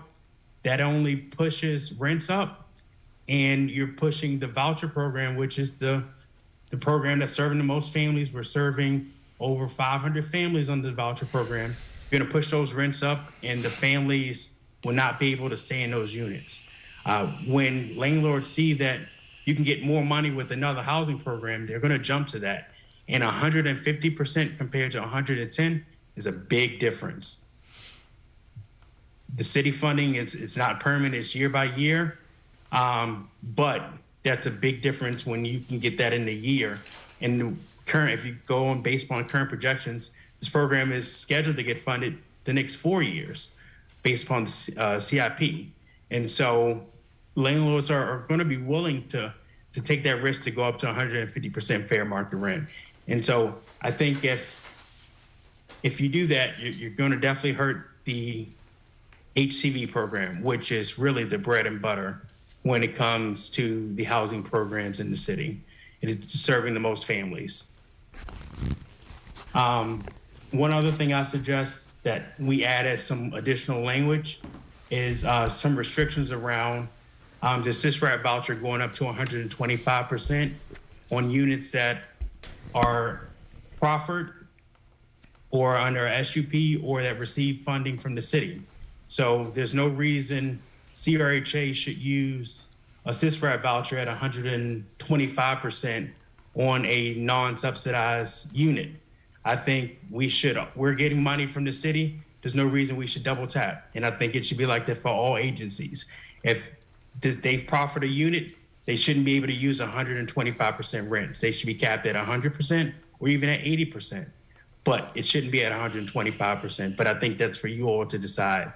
But I think it definitely needs to have language that says you can't do that, because you will have landlords. So, Mr. Sales, to do it. Could I interject a question at this point?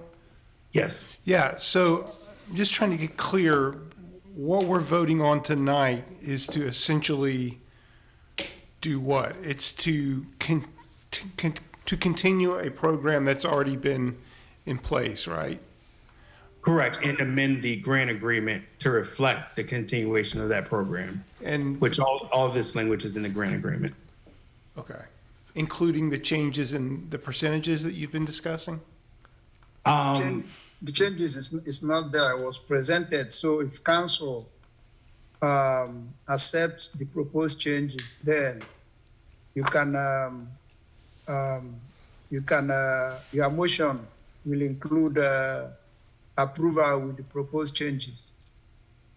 Okay, but I guess in terms of the overall funding that we're putting into this program, that happens during the budget cycle, correct? That's correct. That's okay, correct. so tonight we're basically, this is sort of a formality to keep a process that's been working, continuing to work, where CRHA is managing something for the city. Is that right?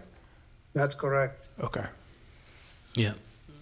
I mean, I think you have explained it thoroughly, and so I'm definitely prepared to move this forward. I wonder if Mr. Sanders is on the line, if there's anything you can think, Sam, that might help us understand the overall context. I think I've got it. Yes, I'm here. So what you're processing at this moment, as Mr. Sales has presented, is the renewal of the program with the changes that he outlined, that he's proposing. That's capping it at 40 participants as a maximum, versus a minimum. Okay, Increasing the admin fee, okay. which today is 7.5% to 10 to 15% is what I saw on the slide. I'm not sure, John, what the actual request is. I believe the request was for 10%. So that would be increasing from 7.5% to 10%. Okay. And there was one more. I can't remember what the third one was. It's creating its own wait list was one. Establishing a separate CSRAP wait list, separate from the HCV wait list, Got it. which is a change to the structure of the program, but that just makes it an independent program ultimately. And then the language around profit units or city-funded units receiving CSRAP, putting a cap on what they can charge based upon fair market. So not using the 125%, but using something less than 125%. So, excuse me, I don't remember reading anything about any of these proposed changes. And I'm going back through them and I can't find where it's written in any of the agenda items. I think some of the changes are embedded into the document itself. Because I'm still seeing the 7.5% everywhere. Yeah, the proposed changes was after presentation tonight. If council decides to accept the proposed changes, then you have to modify the motion to approve it with proposed changes. So none of these were actually in any of the agenda items that we received before the meeting. Right, because the agenda memos were submitted prior to us receiving those items. Because with our change in schedule for producing items for the agenda memo, that would have been what threw us off schedule. If I can just sort of build on that, I was looking through as Mr. Sales in particular was talking, and I kept seeing the 7.5% figure as well, like on page 168, the paragraph E there that talks about administrative costs shall be equal to 7.5% and so on. And I guess the only changes that I actually saw in that document were they changed fourth to fifth, they changed the years from 2021 to 2022 or something like that, and then changed the name of the organization from Housing Program Coordinator to Office of Community Solutions. There's also a word funds added in a paragraph, and I'm not quite sure why, but in any event, I mean, there were, I guess, one other change. The adding refugee status was another consideration, but I think that the resolution we have been given is not at all what you want us to be adopting. Yeah, the resolution didn't include the proposed changes by CRHA because by the time we receive that, the report is already in the system for publication. So council can move a motion to approve the resolution with the changes proposed by CRHA if you decide to accept those changes.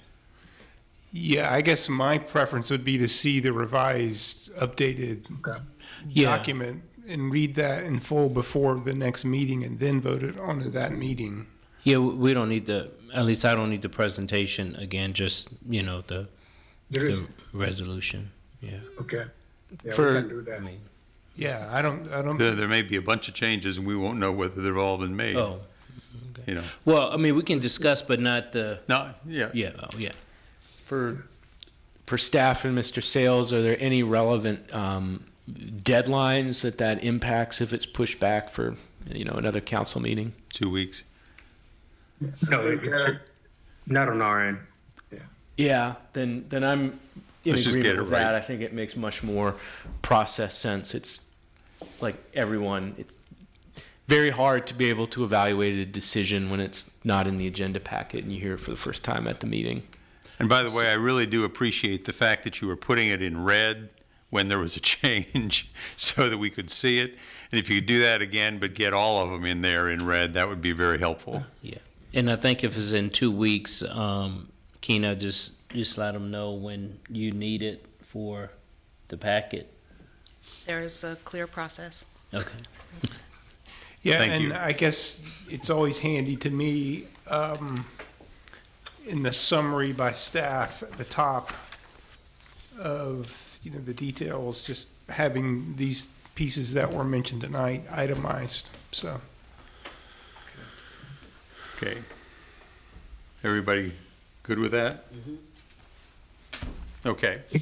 Can I get some consensus on what you all are interested in those changes? Like what changes you all may be interested in?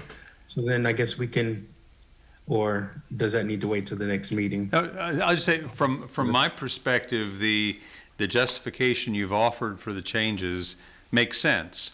I just don't think we should be adopting a resolution that is in essence conditioned upon having a resolution given to us.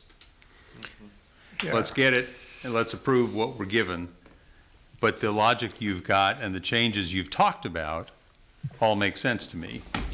And I'm in that same place. They seem Yeah. logical to me. I feel like I'm unlikely to object, but for process ground, it makes sense. And I would like time to at least be able to read through it and think through it and ask anyone if a question came up after having read through it. But Yeah, and if Still, it's a- this is it. I mean, what I'm hearing makes sense. It's just that I also, it's something that I like to be able to think through and make sure that I'm thinking through the various issues, and with more than like 20 minutes to figure it out. Yeah, and if you could include the PowerPoint that Ms. Knight went through for reference in the packet, that would be helpful, just for my general edification and knowledge. I don't think we need to see it again in 2 weeks, but there's so many acronyms in the world of housing that just so much to try to keep up with. You mentioned HCVA, CRSA. Anyway, it's a lot for. Okay. do you feel like you've gotten enough Staff know direction? what we're asking for? Yes, I do. And it sounds like we're right on. I think we could probably pull this together. fairly Yeah, I easy. think so too. Thank you all. Thank you. Now, the second item also deals with CSRAP in a slightly different way. Alex, you're taking the lead on this one also? Yeah, I think Sam is discussing the I can. Okay.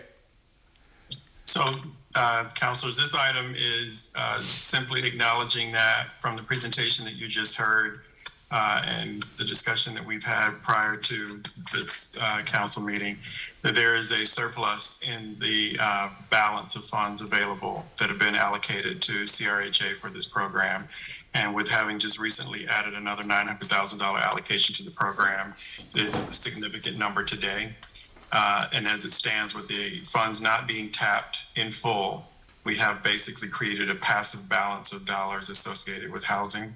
And the suggestion here is, in conversations with Mr. Sales, we've discussed possibly taking some of those funds and activating them and allowing CRHA to purchase some naturally occurring affordable housing that is in jeopardy of transitioning into market housing, thus potentially making individuals homeless.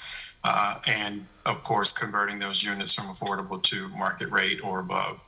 The thought is that because we have a little low, well, almost $2 million currently in the account, that we could take $675,000 and use that for an acquisition of property that Mr. Sells has brought forward from 1016 and 1020 Coleman Street. These individual units currently are renting for between $760 a month and $840 a month. And we are concerned that those, if they were to convert to market rate, would go in excess of $1,500 a month, thus eliminating the possibility of the current families occupying those units and being able to stay there. So what we're providing for you is an opportunity for the city to support the acquisition of these units at $675,000. It would leave in a balance of $750,000 beyond the $550,000 that we've estimated CRHA needing to sponsor the CSRAP program in its current format, considering the changes that have been proposed this evening as well.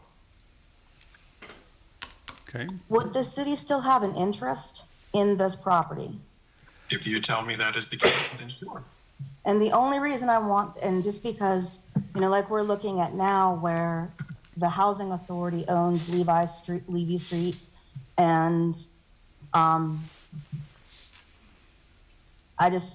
if the city is buying it, I would like, because CRHA is a separate organization and not the city's organization, I would like to still have some silent partner control of some sort in place.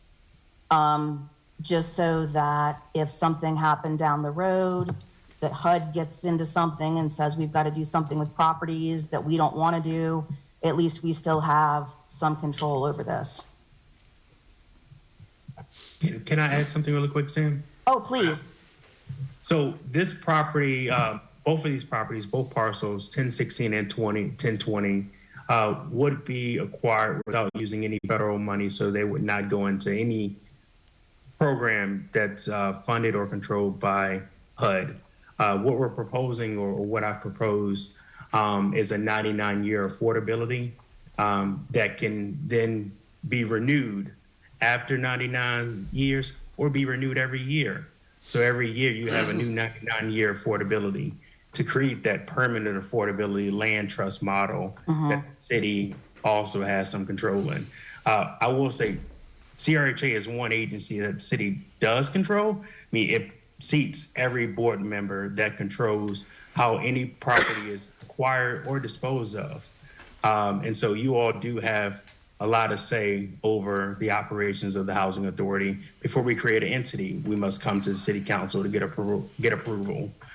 So there's a lot of control there, and we are willing to do whatever it takes to keep these units affordable. And so 99 years with the renewal every year is something we are all for. I mean, we want these units to stay affordable and as low of affordability as possible. And so initially we were talking about ensuring that for like the first set of years, it's affordable to families that are 30% AMI and lower.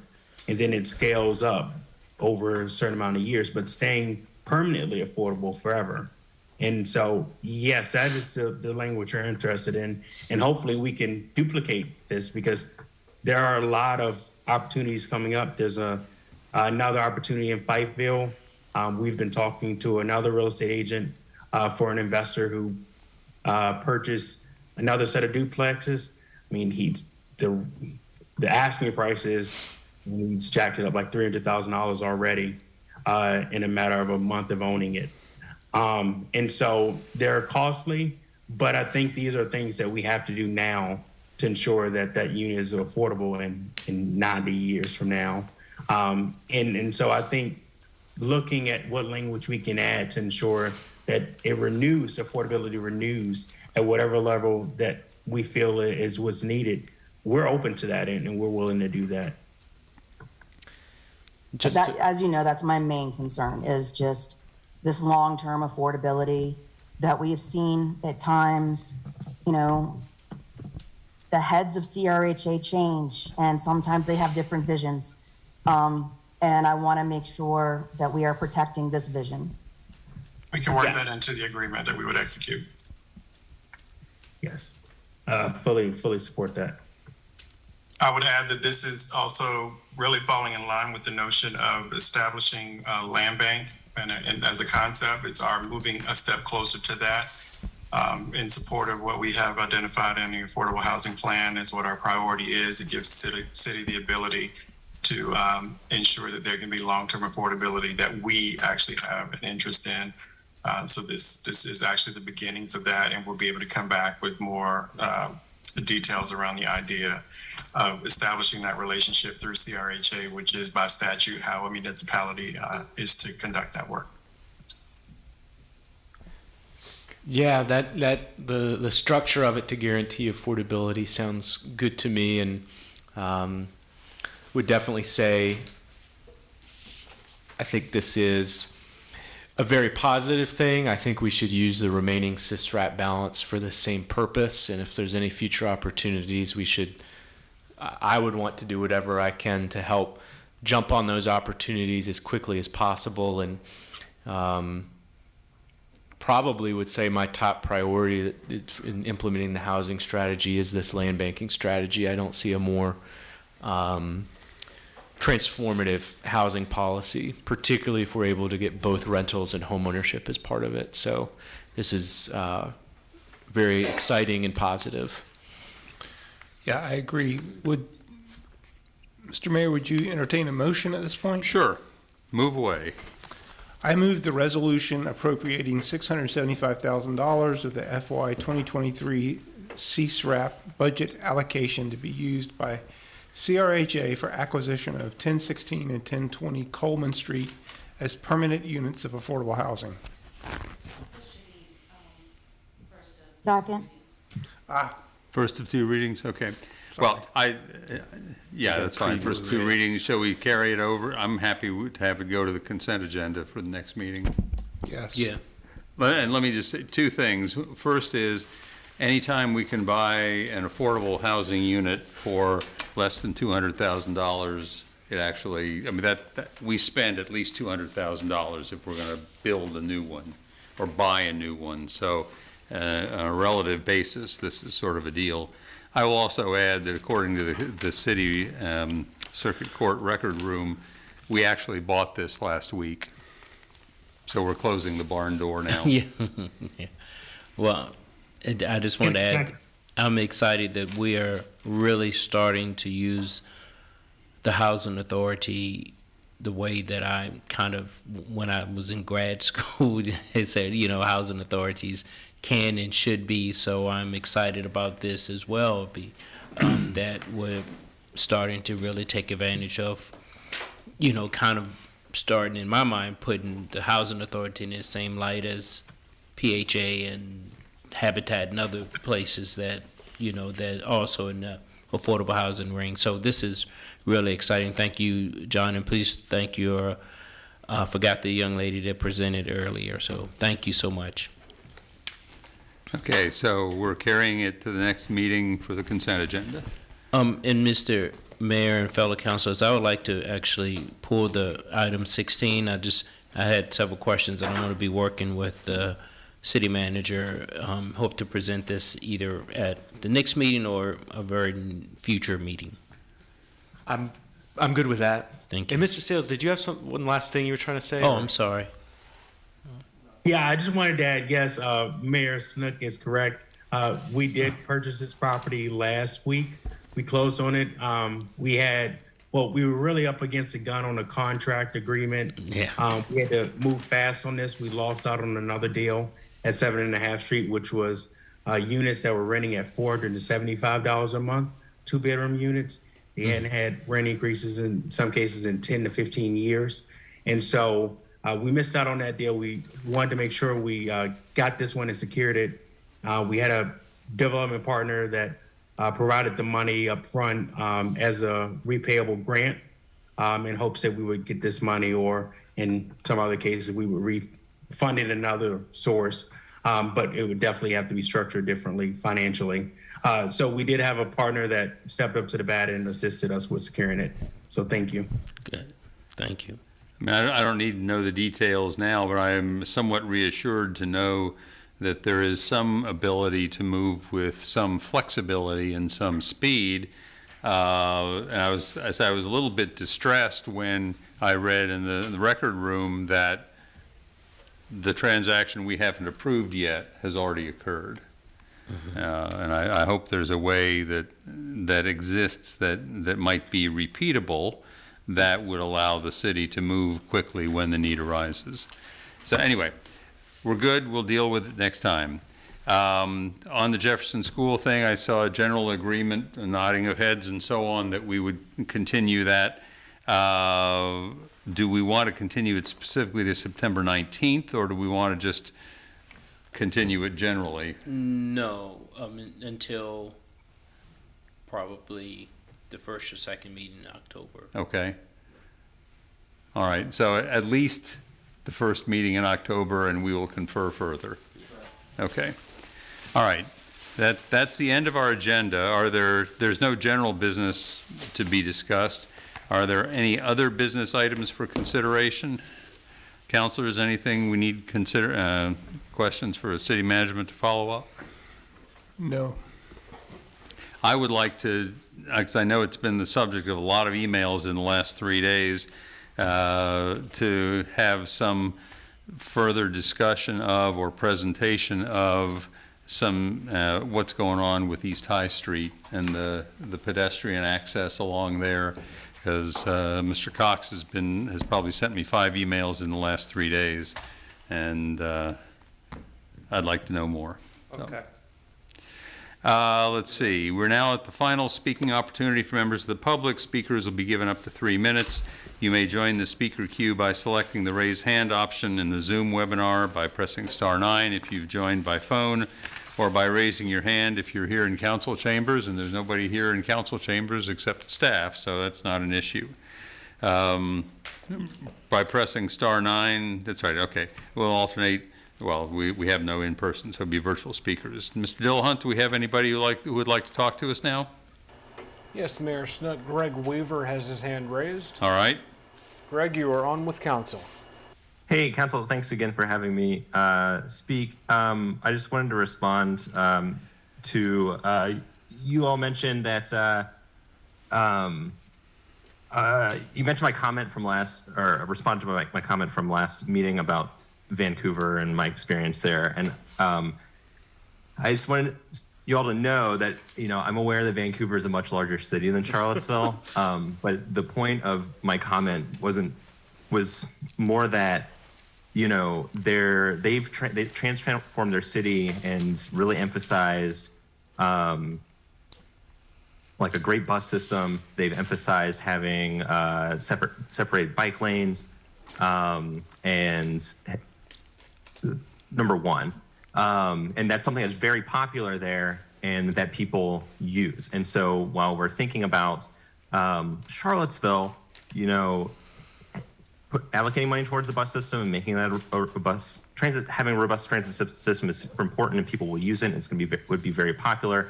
Having bike lanes, you hear a lot from folks in the community about how necessary it is to transform our streets to make that safe. Because frankly, right now, it's just not. I mean, people love riding bikes here, including myself, but it's really just, it's not a great scene, not very safe for folks that do. And the other important part about my experience there was the fact that even though they have this infrastructure in place and people use it,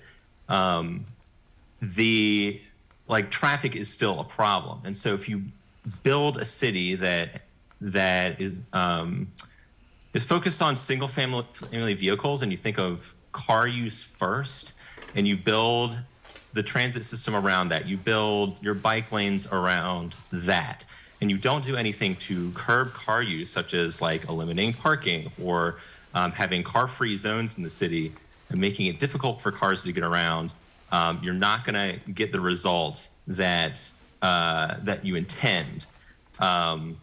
If you're looking for a bikeable, walkable city, and one that people rely on mass transit for.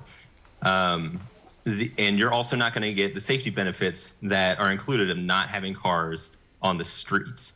I wish I had the statistic in front of me, but it's something like, car-related deaths and accidents have just like skyrocketed in the last couple of years. And I don't think that's necessarily going to stop unless you stop allowing cars to just, unless you stop building cities around cars and allowing them basically free reign. So that was my point on that. So thanks so much. Thank you, Mr. Weaver. Anybody else? Mayor Snook, Shelby Edwards is next. Ms. Edwards? Good evening. Can you hear me? Yes. All righty. Good evening, everyone. My name is Shelby Marie Edwards. My pronouns are she, her, and hers, and I'm the executive director of the Charlottesville Public Housing Association of Residents, also known as FAR, and I am born and raised and a proud member of the Charlottesville Public City school system. I graduated, yada, yada. So I'm thrilled to hear of the endorsement given by Vice Mayor Wade of CRHA. I wholeheartedly agree. I think CRHA has great capacity for good in the city. And I think that continuing to use SISRAP funding to acquire property will be an incredible way to fight and acknowledge the deeply affordable housing crisis in Charlottesville. I would like to also say that I really appreciate the city's work in helping advocate for Midway Manor residents. Our next meeting over there will be Wednesday at 5:30, and that's going to be the third Wednesday of this month. Per usual, thank you so much for your service. If you have any questions, please let me know. Thank you. Thank you, Ms. Edwards.